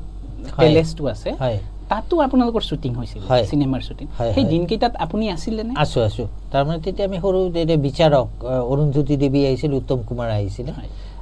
তেতিয়া বিচাৰকৰ শুটিং তাতে হৈছিল আৰু আপোনাৰ গজমুক্তা শুটিং হেতু তো আপোনাৰ হেতু দেউতাৰ লাইফটোৰ ওপৰতে কৰিছে সিনেমাখন কিন্তু সিনেমাখন প্ৰডিউচাৰজন ঢুকাৰ কাৰণে ঠিক ভালকে ফিনিশ কৰিব নোৱাৰিলে কিন্তু তেতিয়া কিন্তু ষ্টাৰ কাষ্ট বিলাক আহিছিল সৌমিত্ৰ চাটাৰ্জী টম অল্টাৰ মুনমুন সেন আৰু অসমীয়া প্ৰাঞ্জল শইকীয়া এনেকুৱা বহুত এক্টৰ আহিছিল আৰু মোৰ আটাইতকৈ মানে কি হৈছে যে এখন ফিল্ম কৰিছে ঋত্বিক ঘটক কিন্তু মানে সত্যজিৎ ৰায় লেভেলৰ ডিৰেক্টৰ মানে ইণ্টাৰনেশ্যনেল লেভেলৰ তেওঁ ডিৰেক্টৰ তেওঁ এখন ফিল্ম কৰিছিলে বগলাৰ বংগদৰ্শন তাতে বাইদেউৰ গান আছিলে কিন্তু মানে সিনেমাটো ৰিলিজ নহল আৰু তেওঁ আহিছিলে আৰু বহুত বসন্ত চৌধুৰী বহুত ডাঙৰ এক্ট্ৰেছ সিহঁতে আহিছিলে মাটিয়াবাগত এতিয়া ধৰক আমি সিনেমাৰ ক্ষেত্ৰতো আমি পালো এতিয়া আপুনি প্ৰতিমা পাণ্ডে বাইদেউ প্ৰতিমা বৰুৱা বাইদেউ আপোনাৰ বাইদেউ হয়তো গতিকে সেই বাইদেউৰ বিষয়ে অলপ কমচোন কেনেকৈ তেখেতে এই ক্ষেত্ৰখনত আহিলে গোৱালপৰীয়া লোকগীতটো বিশ্বৰ দৰবাৰত প্ৰতিষ্ঠিত কৰাৰ কাৰণে তেখেতে যেটো অহপূৰ্বাৰ্থ কৰিলে গতিকে তেওঁ কেনেকৈ সৰুৰ পৰা গঢ় লৈ উঠিল বা তেখেতে কেনেকৈ গৈ প্ৰতিষ্ঠা লাভ কৰিলে অকণমান সেইটো বিষয়ে ক'বচোন মানে ধৰক বাইদেউটো ক'লো যে প্ৰভাত চন্দ্ৰ বৰুৱাৰ প্ৰথম ৰেফাৰেন্স সেইখিনি আমি পালো তাৰ দিলে তেওঁৰ ভৱিষ্যতবাণী হ'ল দেউতাৰ সাপোৰ্ট হ'ল তাৰমানে ভূপেন দা আছিলে মোৰ দাদা এজন বৰদেউতাৰ ল'ৰা প্ৰমথেশ বৰুৱাৰ ডাঙৰ ল'ৰা অলোকেশ বৰুৱা তেওঁ খুব ভাল লিখিছিলে ৰাইটাৰ তেওঁ ভাল ডিৰেকশ্যন আছিলে তেওঁ ড্ৰামাও ভাল লিখিছিলে তেওঁ লিখিলে ৰং সবুজে ৰং বুলি এখন ড্ৰামা লিখিছিলে তাৰমানে প্ৰতিমা বাইদেউ বৰুৱাটো আপোনাৰ ধৰক গানটো লিখিছিলে নাই প্ৰতিমা বৰুৱাৰ গান এইটো ট্ৰেডিশ্যনেল গান এইবিলাক মানে আগৰ পৰাই চলি অহা লোকগীত তাৰ মাজতো এটা দুটা তেখেতৰ নাই তেওঁ গোটেইখিনি তেওঁ সেই তেনেকুৱা কালেক্ট কৰিছিলে মুখে মুখে চলি অহা সেইকাৰণে সেইটো লোক মৌখিকভাৱে সেইবিলাক চলি কাৰণ এতিয়া আপুনি ৰচনা কৰিলে সেইটোতো এটা মানে ঠিক পিয়ৰ লোকগীত নহ'ব সেইটো হয়তো হয় আপোনাৰ ল'ব পাৰে কিন্তু পিয়ৰ লোকগীত বুলি আপুনি ক'ব পাৰে এতিয়া মানে বাইদেৱে মানে কি এই কথা এইবিলাক শুনি শুনি গোটেইখিনি তেখেতে কালেক্ট কৰিছে যেনেকুৱা নিহাৰবালা কৰিছে নিহাৰবালা মানে মোৰ পেহী তেখেতে কৰিছে নীলিমা বৰুৱাই কৰিছে তেনেকৈ বাইদেউ কৰিছে বাইদেউক দিছেও বহুতে তেওঁলোক গতিকে দেউতাও কৰিছিল দেউতাও দিছে যদিও মই প্ৰতিমা বাইদেউৰ বিষয়ে বোলে গানৰ দিশটো সুধিব তাৰ মাজতে আপুনি ক'লে ন ৰাইটাৰ হয় বা এই দিশটো মই জানা নাছিলো যে আপোনাৰ ঘৰত মানে বাইদেউ লিখিছিলে বাইদেউ নিজৰ আত্মজীৱনী এটা লিখিছিলে কিন্তু বস্তুটো এতিয়া মানে ক'ত আছে ঠিক মই গম নাপাম ভিডিঅ' তাতে থাকিব লাগে তো বাইদেউ লিখাও খুব ভাল আছিলে আৰু অলকেশ বৰুৱা খুব ভাল ৰাইটাৰ আছিলে কবি আছিলে তেওঁ এই ৰং সবুজৰ ৰং এইটো ভূপেন দা তেওঁৰ পেন ফ্ৰেণ্ড আছিলে তেওঁ আহিছিলে কেইবাবাৰো তো আহি সেইটো পঢ়ি পেলাই ক'লে মই ফিল্ম বনাম তেওঁ বাইদেউৰ সংগীতৰ আখৰ বহিলে ৰাজবাৰীত তো ভূপেন দাই গান গালে অসমীয়া তো মোৰ পেহী নিহাৰবালা বৰুৱাৰ ল'ৰাই গালে ৰবীন্দ্ৰ সংগীত মনোজ দা তো নেক্সট বাইদেউৰ পাল আহিলে তো বাইদেউক গান গাব দিলে তো বাইদেউ থতমত খালে ৰবীন্দ্ৰ সংগীত গাব নে অসমীয়া গীত গাব দেউতা তেতিয়া আছিল দ্বিতীয় কিছু আছে ৰবীন্দ্ৰ সংগীতো হ'ল অসমীয়া গীত হ'ল তো আমাৰ গীতবিলাক এওঁ শুনা না এওঁতো ডাঙৰ গায়ক তেওঁ আমাৰ গান শুনিব লাগে তেতিয়া বাইদেউ লোকসংগীতবিলাক শুনিলে তেতিয়া নাম আছে দেশী গান আৰু ভূপেন দাই দিয়া গোৱালপৰীয়া লোকগীত নামটো ভূপেন দাই দিয়া কিন্তু তাৰো এটা ইতিহাস আছে তাৰপিছতো বাইদেউক ক'লে যে যাব লাগে অডিশ্যনত যাব লাগে গুৱাহাটীত তো বাইদেউ গ'ল গৈ পেলাইতো অডিশ্যনত ক'লে যে এইবিলাকতো অসমীয়া গীত নহয় তো আপুনি ট্ৰেন্সলেট কৰিব লাগিব ট্ৰেন্সলেট কৰক তেতিয়া আমি ব্ৰডকাষ্ট কৰিম ৰেকৰ্ডিং কৰিম দেশী গীতবিলাক অসমীয়ালৈ ট্ৰান্সলেট কৰি গোৱাৰ কাৰণে এডভাইচ দিছিলে তো বাইদেউ ক'লে যে এইটো ভাষাৰে আমি কথা কওঁ এইটোৰে সপোন দেখোঁ এইটোৰে গান গাওঁ এইটো ভাষা কেনেকৈ আমি ট্ৰেন্সলেট কৰিম তো আমাৰতো এটা অৰিজিনেলিটি আছে ইয়াৰে এই থলুৱা ঠাইৰ তো তেওঁ গুচি আহিলে ৰেকৰ্ডিং নকৰিলে আহি ভূপেন দাক ক'লে ৰেকৰ্ডিং হ'ল নাই হয় মোক অসমীয়া ট্ৰেন্সলেট কৰিব কৈছে কি তেতিয়া ভূপেন দা আৰু এই যে আপোনাৰ পুৰুষোত্তম দাস ৰত্ন ওঝা এওঁলোক মিলি পেলাই এই বড়োৰ লগত বহিলে ক'লে যে ইয়াতো কামৰূপীয়া লোকগীতো ৰেকৰ্ডিং হয় বড়ো ৰাভা সংগীতো হয় এইবিলাকতো আপোনালোকেই ব্ৰডকাষ্ট কৰি আছে এইবিলাকতো অসমৰ সংগীত হয় নে নহয় হয় তো গোৱালপাৰাটো অসমৰ এটা ডিষ্ট্ৰিক্ট তো গোৱালপাৰাৰ মানুহখিনি যেনেকৈ কয় যেনেকৈ গীত গায় সেইখিনি কিয় ব্ৰডকাষ্ট নকৰিব গতিকে তেওঁলোক তেতিয়া ডাঙৰ মানুহ কোৱাৰ কাৰণে সেই নেক্সট তেওঁলোক এই পুৰুষোত্তম দাস গৌৰীপুৰত আহি ৰেকৰ্ডিং কৰি লৈ গৈছে শেষত গৈ তেওঁলোকৰ প্ৰচেষ্টাত গৈ গোৱালপৰীয়া সংগীতখিনি গৈ পেলাই অনাতান কেন্দ্ৰই ব্ৰডকাষ্টিং কৰিছিল ৰেকৰ্ডিং কৰি ব্ৰডকাষ্ট কৰিছিল গতিকে ইয়াৰ অন্তৰালত বহুত এয়া আছে ষ্টৰী আছে গতিকে এইবিলাকৰ আপুনি সাক্ষী হয় আৰু ধৰক ভূপেন দাটো ওতপ্ৰোতভাৱে জড়িত গৌৰীপুৰ তেখেতে ভালো পাইছিলে আৰু চাগে প্ৰথম তেখেতে ইয়াতে পঢ়া শুনা আৰম্ভ কৰিছিল ধুবুৰীৰ পৰাই তেখেতৰ পঢ়া শুনা আৰম্ভ হৈছিল আৰু তেখেতে পিছত গৈ এই যে ধৰক গদাধৰ নদীটো আৰম্ভ কৰিছিল মানে আৰু গৌৰীপুৰীয়া গৰু দেখিলো আৰু তাত হাতী ধৰিবলৈ গৈ এই গোটেইখিনি বস্তু আমাৰ গৌৰীপুৰক লৈয়েতো লিখিছিলে গতিকে আপোনাৰ এই বিষয়ে কিবা এয়া আছে নেকি সেই সময়ত যেতিয়া এই গানটো অসমৰ গাঁৱে ভূঞে চলি আছিলে গতিকে সেই সময়ত কিবা অভিজ্ঞতা তাৰমানে ধৰক এই যে গেইলিকি আছিমেৰ মোৰ মাহুত বন্ধুৰে এইটো খুব পপুলাৰ গান আছিলে আৰু সেই ৰং সবুজৰ ৰংটো ট্ৰেন্সলেট হ'ল তেতিয়া এই গীতৰ ওপৰত তেওঁ কি কৰিলে মাহুত বন্ধুৰে চিনেমাৰ নাম দি দিলে আৰু তাতে আমাৰ চিকাৰৰ বস্তুখিনি তেওঁ তুলি ধৰিলে আৰু দেউতাৰ সেই লগত কথা পাতি দেউতাৰ লগত আমাৰ কেম্পত চিকাৰ কেম্পত সেই শ্বুটিংবিলাক হৈছিলে গতিকে আমাৰ সংস্কৃতিৰকতো তেওঁ তুলি ধৰিছে ইয়াৰে যে হাতী ধৰাও কিন্তু এটা সংস্কৃতি আছে গতিকে সেইখিনি ভূপেন দাই কিন্তু আগবঢ়াই লৈ গৈছে নহ'লে হাতীটো বহুতেই ধৰে অসমতো ধৰেই কিন্তু আমাৰ ইয়াৰ এটা হাতী ধৰাৰো এটা ঐতিহ্য আছে আৰু সেইটোৱেই পাৰ্বতী বাইদেৱে এতিয়া ধৰি ৰাখি তেখেতে আহি আজি ধৰক বুটলি আনিবলৈ সক্ষম হ'ল পদ্মশ্ৰী। গতিকে আপোনাৰ কেনেকুৱা লাগে যে আপোনাৰ ঘৰৰ পৰা আপোনাৰ দুজনী বাইদেউ দুগৰাকী বাইদেউ, সেই বাইদেউ দুগৰাকীয়ে পদ্মশ্ৰী পাইছে, কেনেকুৱা অনুভৱ? কেনেকুৱা অনুভৱ? মোৰতো বিৰাট মানে ভাল লাগিছে, কাৰণ মই সদায় বংশ গৌৰৱৰ কথাটো চিন্তা কৰোঁ, বংশৰ কথাটো চিন্তা কৰোঁ। কাৰণ আমাৰ মা দেউতাই কিহৰ কাৰণে আমাক জন্ম দিছে? আমাৰ বংশ উজ্জ্বল কৰিবৰ কাৰণে, উজ্জ্বল হ'বৰ কাৰণে। আমি পঢ়া নাই বা আমি সেই ষ্টেপত যোৱা নাই, কিন্তু আমাৰ প্ৰতিমা বাইদেউ এটা লেভেলত আহি গ'লে, প্ৰমথেশ বৰুৱাৰ কথা ক'লে ভাল লাগে, পাৰ্বতী বাইদেউৰ কথা ক'লে ভাল লাগে। এতিয়া দেউতাও যিখিনি কাম কৰি গৈছে আমি দেখিছোঁ, কিন্তু প্ৰচাৰ তেখেত তেনেকৈ পোৱা নাই। মোৰ খুৰা প্ৰণৱেশ বৰুৱাও যিবিলাক কৰি গৈছে, মানে আৰু নিহাৰবালা বড়ো, নিৰিমাত বৰুৱাতো বহুত কিবা কিবি কৰিছে। গতিকে সেই মই গৰ্বিত, মানে কোনোবাই ধৰক বঁটা পাওক নাপাওক সেইটো ডাঙৰ কথা নাই, কিন্তু সমাজৰ কাৰণে বা সংস্কৃতিৰ কাৰণে এইটো পৰিয়ালৰ চবেই কিবা নহ'লে কিবা কৰিছে, অৱদান দি গৈছে। ধৰক এতিয়াও ধৰক মোৰ নেক্সট প্ৰজন্ম, মোৰ ছোৱালী পুনমেও এইটো বস্তু ধৰি ৰাখিছে। এইটো কাৰণে মোৰ মানে মই গৰ্বিত যে তাই যে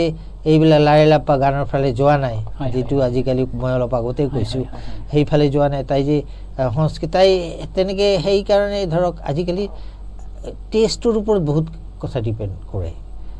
যিবিলাক আপুনি টেষ্ট থকা মানুহৰ সংখ্যা বহুত কমি গৈছে মই ভাবোঁ। গতিকে এই ভাল শিল্পীবিলাকৰ সেই মৰমটো কমি গৈছে এতিয়া লাৰে লাপা শিল্পীবিলাকে।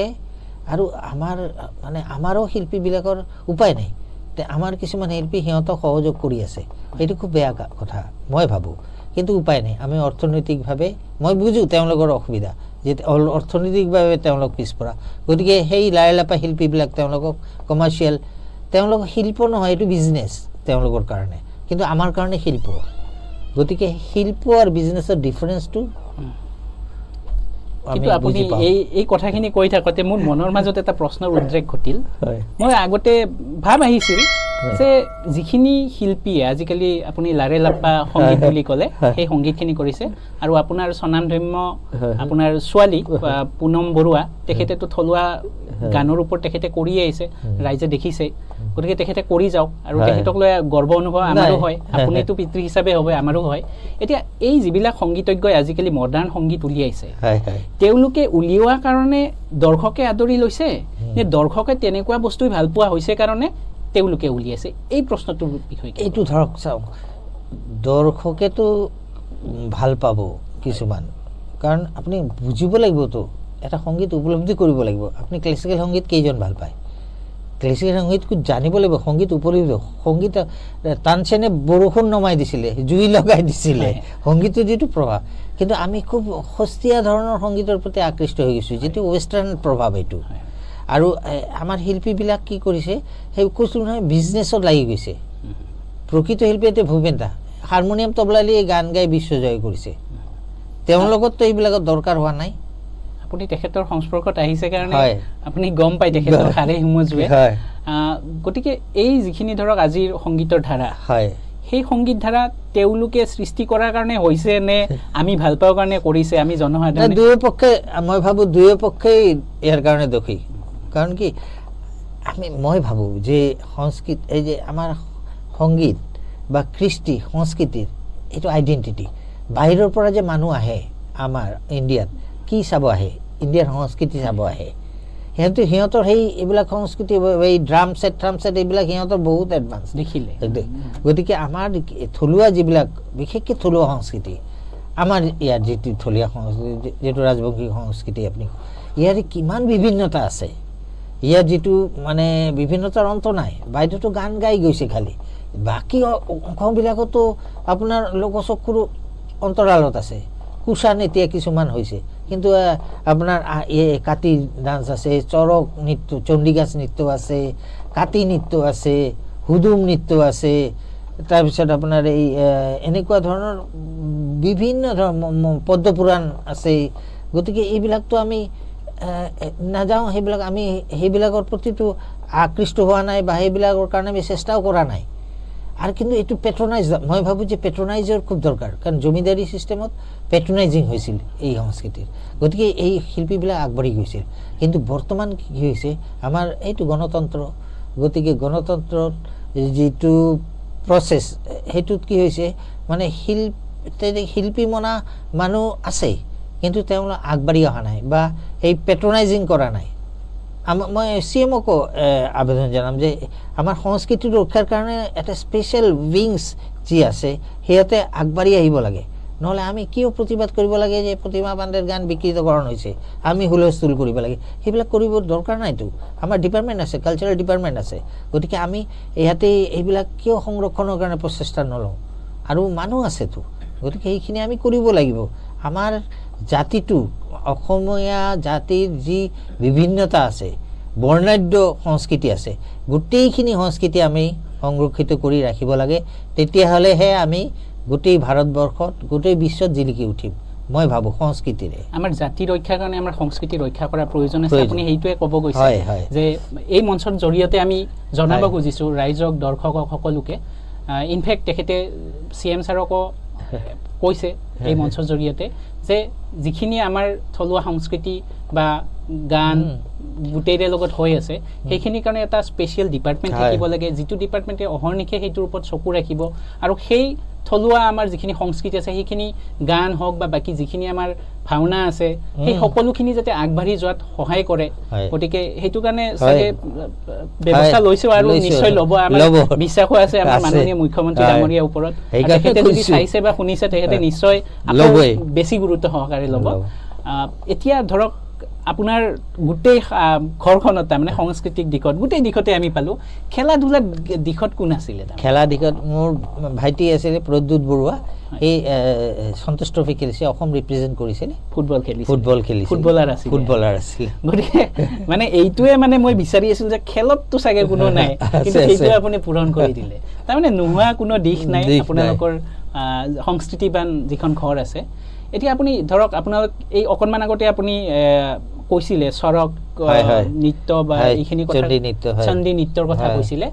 আপোনালোকৰ যিটো চৰক পূজা আছে, আপোনালোকৰ অতীজৰ পৰা চলি, সেইটো বিষয়ে অকণমান কওকচোন। চাওক, চৰক পূজা আমাৰ চৈত্ৰ মাহৰ সংক্ৰান্তিত শেষ চৰকটো হয়, ঘূৰোৱা হয়। তাৰ আগৰ 7 দিনৰ আগৰ পৰাই এই ক্ৰিয়াকলাপবিলাক চলি থাকে, আৰু ইয়াত কিন্তু ব্ৰাহ্মণৰ প্ৰভাৱটো কম, পূজাৰ অংশ খুব কম। কিন্তু দেওবংশী যিজন মানে আছে, এই চৰকৰ যিবিলাক ক্ৰিয়াকৰ্ম হয়, সেইবিলাকৰ মানে থলুৱা কালচাৰ তাতে প্ৰস্ফুটিত হয়, আৰু তাতে কিছুমান খেল ধেমালি হয়, সেইবিলাক বহুত 500 বছৰ 600 বছৰ পুৰণি, সেইবিলাক কিন্তু সেইবিলাক নাইকিয়া হৈ গৈ আছে দিনক দিনে। কাৰণ চৰক পূজা এটা খুব মানে অৰ্থৰ প্ৰয়োজন বহুত, যেতিয়া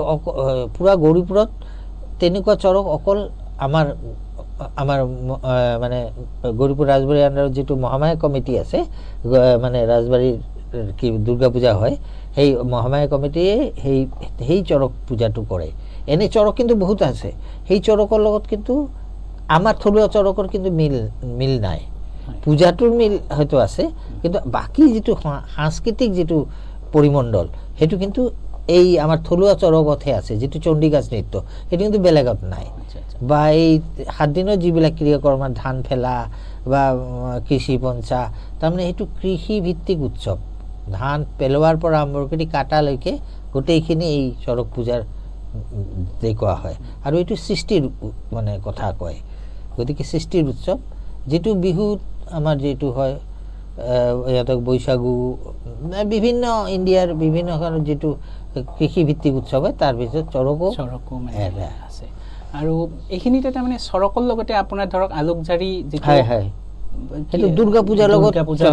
পদিকা ধাম চৰক, তাৰে পৰা তাতে মানে প্ৰতাপ চন্দ্ৰ বৰুৱাৰ দিনতে সেইটো সপোন দেখিছিলে যে তাতে দেৱী মানে আছে জংঘলৰ মাজত, পূজা নোহোৱাকৈ পৰি আছে, গতিকে সেইটো সপোন দেখুৱাইছে। তেতিয়া তেওঁ হাতী দি আহি এইবিলাক চব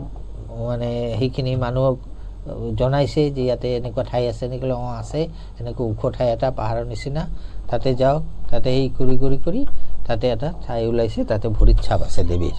আৰু সেইটোৰ পদিকা ধাম বুলি কয় আলোকঝাৰী। গতিকে পদিকাধাম দেৱীৰ ভৰিৰ ছাপ থকাৰ কাৰণে পদিকাধাম, আৰু এতিয়াও সেইটো প্ৰখ্যাত হয়, বিখ্যাত হয় আলোকজাৰী যিটো পদিকাধাম আছে। প্ৰিয় দৰ্শক, যদি কেতিয়াবা আপোনালোকে সময় সুযোগ পায়, কিয় সময় সুযোগ লাগে, আপোনালোকে আহিব না গৌৰীপুৰ চাব।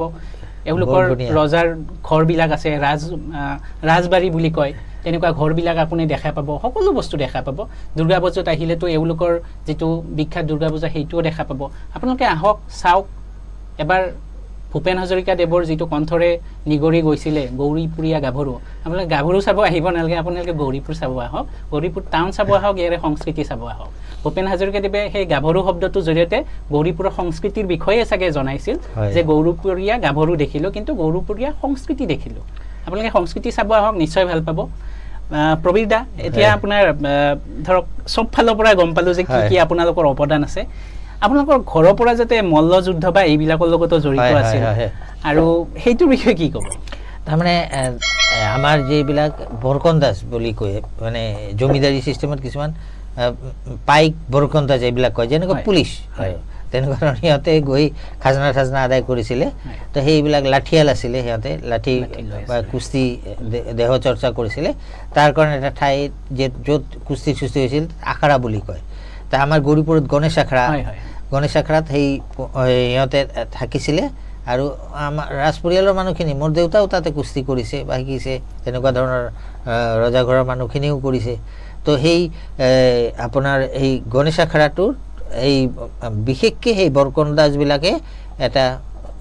গণেশ মন্দিৰ স্থাপনা কৰি পূজা কৰিছিলে, আৰু সেইটোৱে পৰৱৰ্তী কালত আমি দিছোঁ, দান কৰিছোঁ এই মন্দিৰ হিচাপে, আৰু তাতে এতিয়া বহুত উন্নতি হৈছে, আমি ভাল পাইছোঁ এই গণেশ আখৰাটো। কিন্তু মানে এটা মানে মনত অলপ শোকজা লাগি আছে যে তাতে আপুনি কিন্তু তাতে গৈ আপুনি গণেশ আখৰাৰ কোনো ইতিহাস বিচাৰি নাপাব, বা কোনো নাম প্লেট এটা থাকিব লাগিছিল হিষ্ট্ৰী, যেনেকুৱা যে গণেশ আখৰাৰ ইতিহাস এটা ইমান ফেমাছ, কিন্তু আপুনি গৈ গণেশ আখৰাত গৈ আপুনি গণেশ আখৰাৰ ইতিহাস আপুনি গম নাপায়, কিন্তু কাৰণ তাতে গৌৰীপুৰ ৰাজ পৰিয়ালৰ কোনো মানে চিন মোকামো নাই।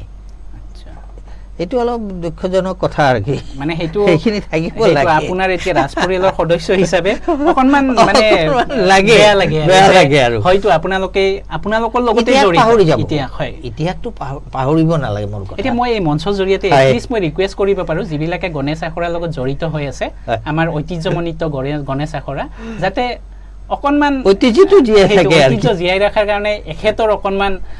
মনশান্তি দিয়াৰ কাৰণে, আৰু মানুহৰ জ্ঞান বৰ্ধনৰ কাৰণে, যাতে তাত গ'লে গম পায়, ইতিহাসটো গম পায় যে এই গণেশৰ এতিয়ালৈকে ময়ে গম পোৱা নাছিলোঁ, মানে তাত গ'লে লাগে যে ভাল লাগে, গৈ খুব ভাল লাগে, পূজা অৰ্চনা কৰোঁ, বহুত ধুনীয়া পৰিৱেশ,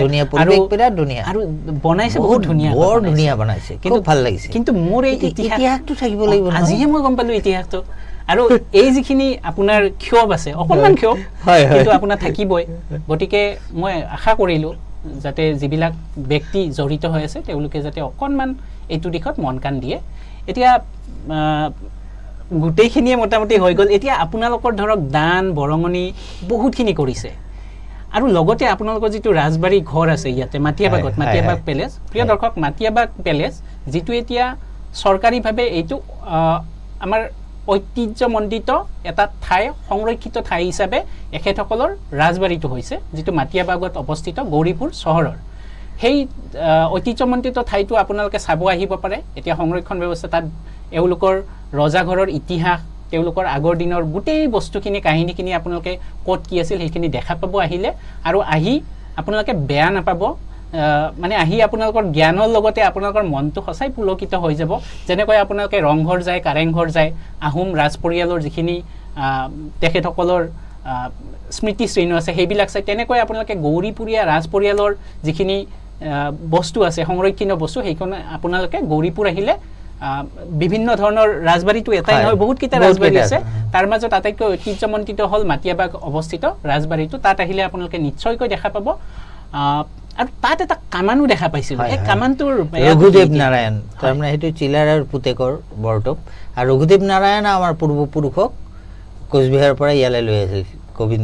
আপোনাৰ গোবিন্দ পাত্ৰ। গোবিন্দ পাত্ৰ আমাৰ পূৰ্বপুৰুষ। গোবিন্দ পাত্ৰ তেখেতে আপোনালোকৰ এই যিটো ৰাজ পৰিয়াল, এইটো ৰাজতন্ত্ৰটো আৰম্ভ কৰিছিল গোবিন্দ পাত্ৰ। তেখেতক আনিছিলে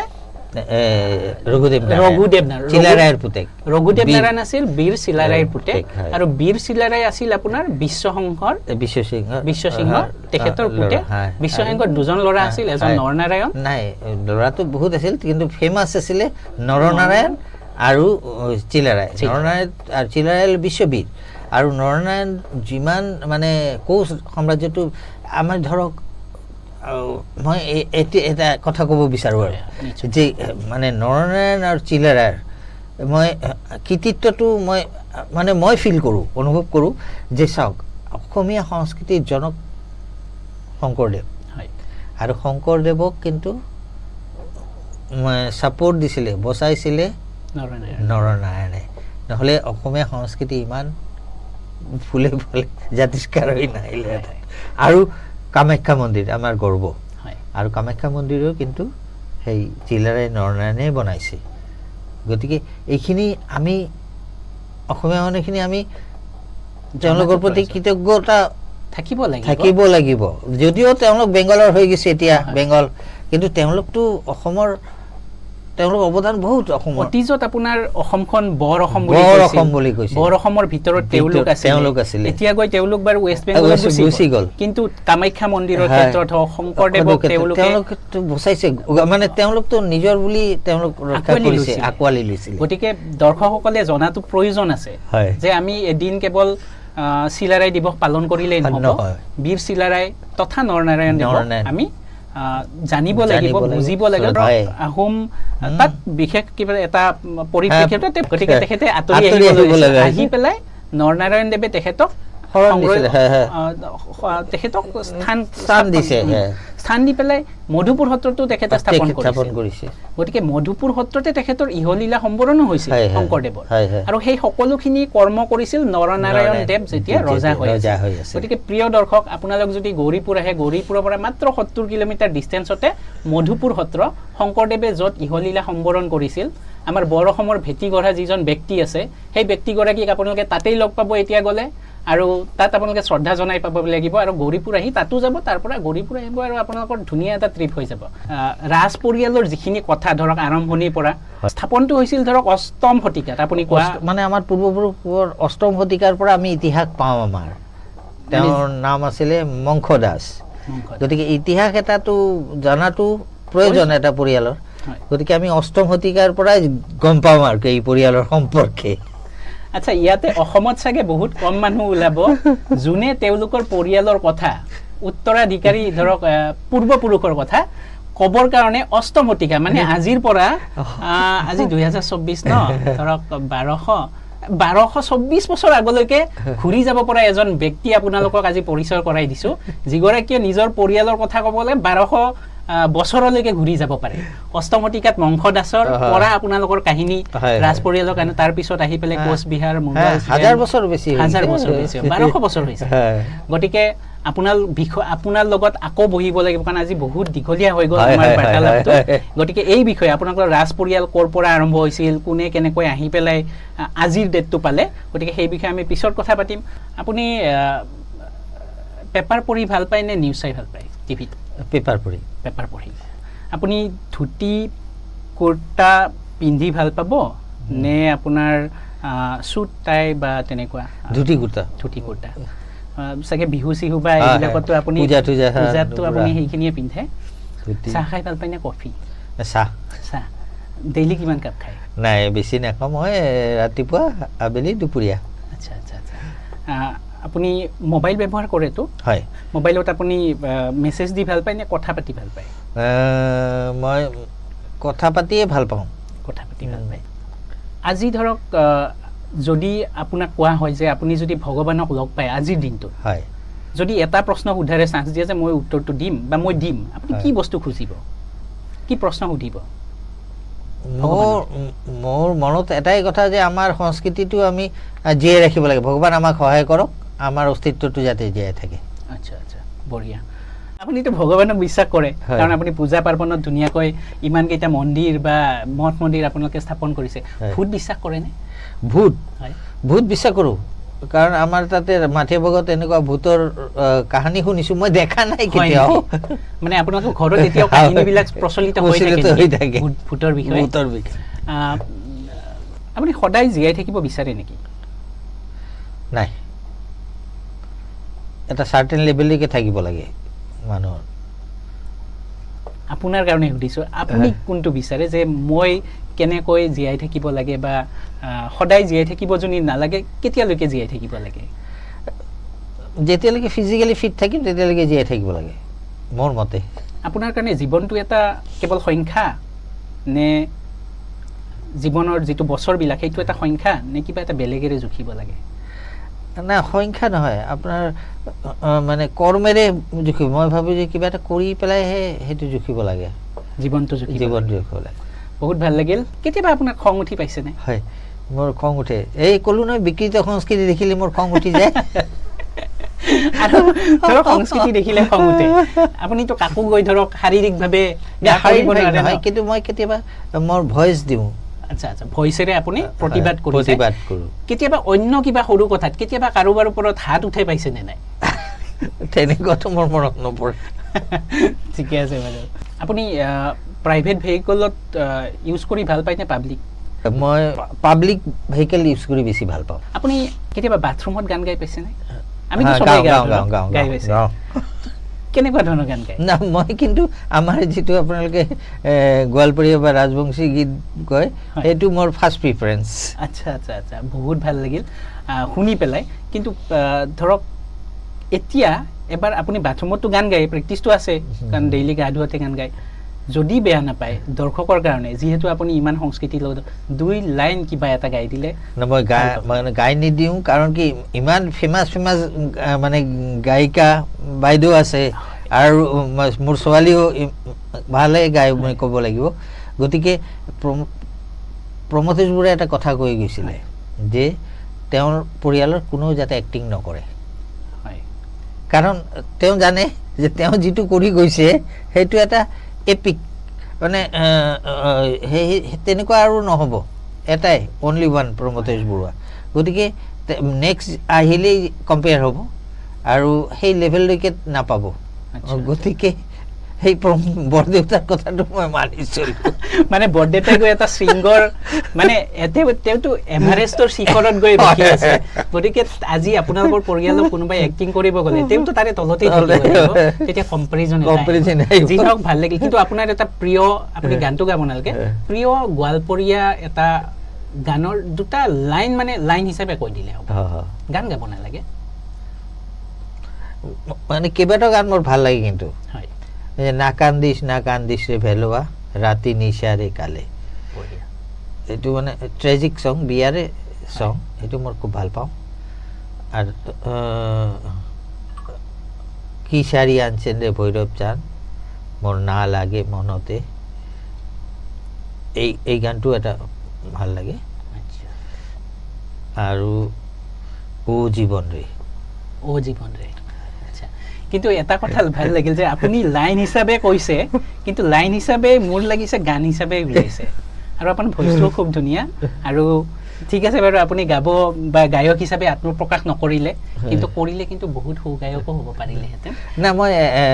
এনে এক্টিং কৰিছিলোঁ কটনত, মই এপ্ৰিচিয়েশ্যন পাইছোঁ নৱকান্ত বৰুৱাই মানে ছাৰৰ পৰা। আচ্ছা আচ্ছা আচ্ছা, তেখেতে সেয়া কৰিছিলে। আপুনি ভাগ্যক বিশ্বাস কৰে নেকি? কৰোঁ। এইখিনিতে মই সুধিব গৈছোঁ, ধৰক জয়ন্ত হাজৰিকা নে ভূপেন হাজৰিকা, এই দুজনৰ ভিতৰত কোনজনক আপুনি চুজ কৰিব? ভূপেন দা। আৰু নতুন প্ৰজন্মৰ কাৰণে মই গৈছোঁ, জুবিন দা নে অংগৰাগ পাপন মহন্ত? জুবিন গাৰ্গ, বঢ়িয়া। আপুনি এতিয়া আমাৰ দৰ্শকসকলক জীৱনত সুখী হ'বৰ কাৰণে মাত্ৰ যদি এটা উপদেশ দিওঁ আপোনাৰ অভিজ্ঞতাৰ পৰা, জীৱনজোৰা অভিজ্ঞতাৰ পৰা, আপুনি কোনটো উপদেশ দিব? চাওক, যি হয় ভালৰ কাৰণে হয়। গতিকে যিকোনো ঘটনা আপোনাৰ লাইফত হওক, সেইটো আফচোচ কৰিব নালাগে। যি হৈছে ভালৰ কাৰণে হৈছে, আৰু যি হ'ব ভালৰ কাৰণে হ'ব। বহুত ধুনীয়া কথা কৈছে। প্ৰিয় দৰ্শক, আপোনালোকে এইগৰাকী মহান মানুহৰ পৰাতো শুনিলে যে আমি সদায় এটা কথাই উপলব্ধি কৰিব লাগে, যি হৈছে ভালৰ কাৰণে হৈছে, যি হ'ব ভালৰ কাৰণে হ'ব। গতিকে আপোনাৰ আজি আমি আমাৰ অন্তৰংগ অনুষ্ঠানৰ সামৰণি ইয়াতে মাৰিব ওলাইছোঁ। ইয়াৰ আগতে মই আপোনাক এখন ফুলাম গামোচা আৰু এখন মানপত্ৰৰে সম্বৰ্ধনা জনাম। নমস্কাৰ প্ৰিয় দৰ্শক, আজি আমি আমাৰ মঞ্চৰ ফালৰ পৰা আমাৰ মাজত থকা বিশিষ্ট অতিথি, সমাজকৰ্মী তথা ৰাজ পৰিয়ালৰ সদস্য প্ৰবীৰ কুমাৰ বৰুৱা ডাঙৰীয়া এখন ফুলাম গামোচাৰে সম্বৰ্ধনা জনাব ওলাইছোঁ।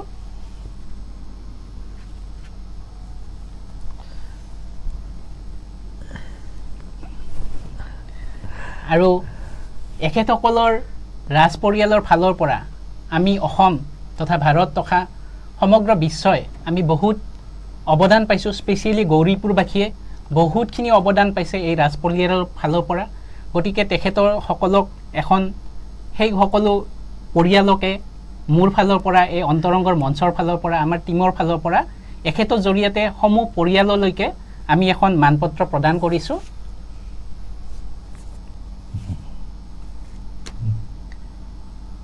গতিকে প্ৰিয় দৰ্শক, আজি আমাৰ মাজত থকা বিশিষ্ট অতিথি তথা সমাজকৰ্মী আমাৰ প্ৰবীৰ কুমাৰ বৰুৱা ডাঙৰীয়াক এইখিনিতে অশেষ কৃতজ্ঞতা তথা ধন্যবাদ জ্ঞাপন কৰিলোঁ। আমাৰ মাজত তেখেতে বহুমূলীয়া সময় দি পেলাই আমাক উপকৃত কৰাৰ কাৰণে ধন্যবাদ জনালোঁ। মই ধন্যবাদ জনালোঁ। আৰু যোৱাৰ আগে আগে মই সদায় কোৱাৰ নিচিনা এটা কথাটো কৈ যামে, ওপৰৱালাৰ আশীৰ্বাদত, প্ৰিয়জনৰ মৰমত, নিজৰ যত্নৰে তথা চেষ্টাৰে কৰি যাওক কিছু কাম এনে, যাতে আন 10জনেও হ'ব বিচাৰে আপোনাৰ দৰে। নমস্কাৰ, ধন্যবাদ, শুভৰাত্ৰি।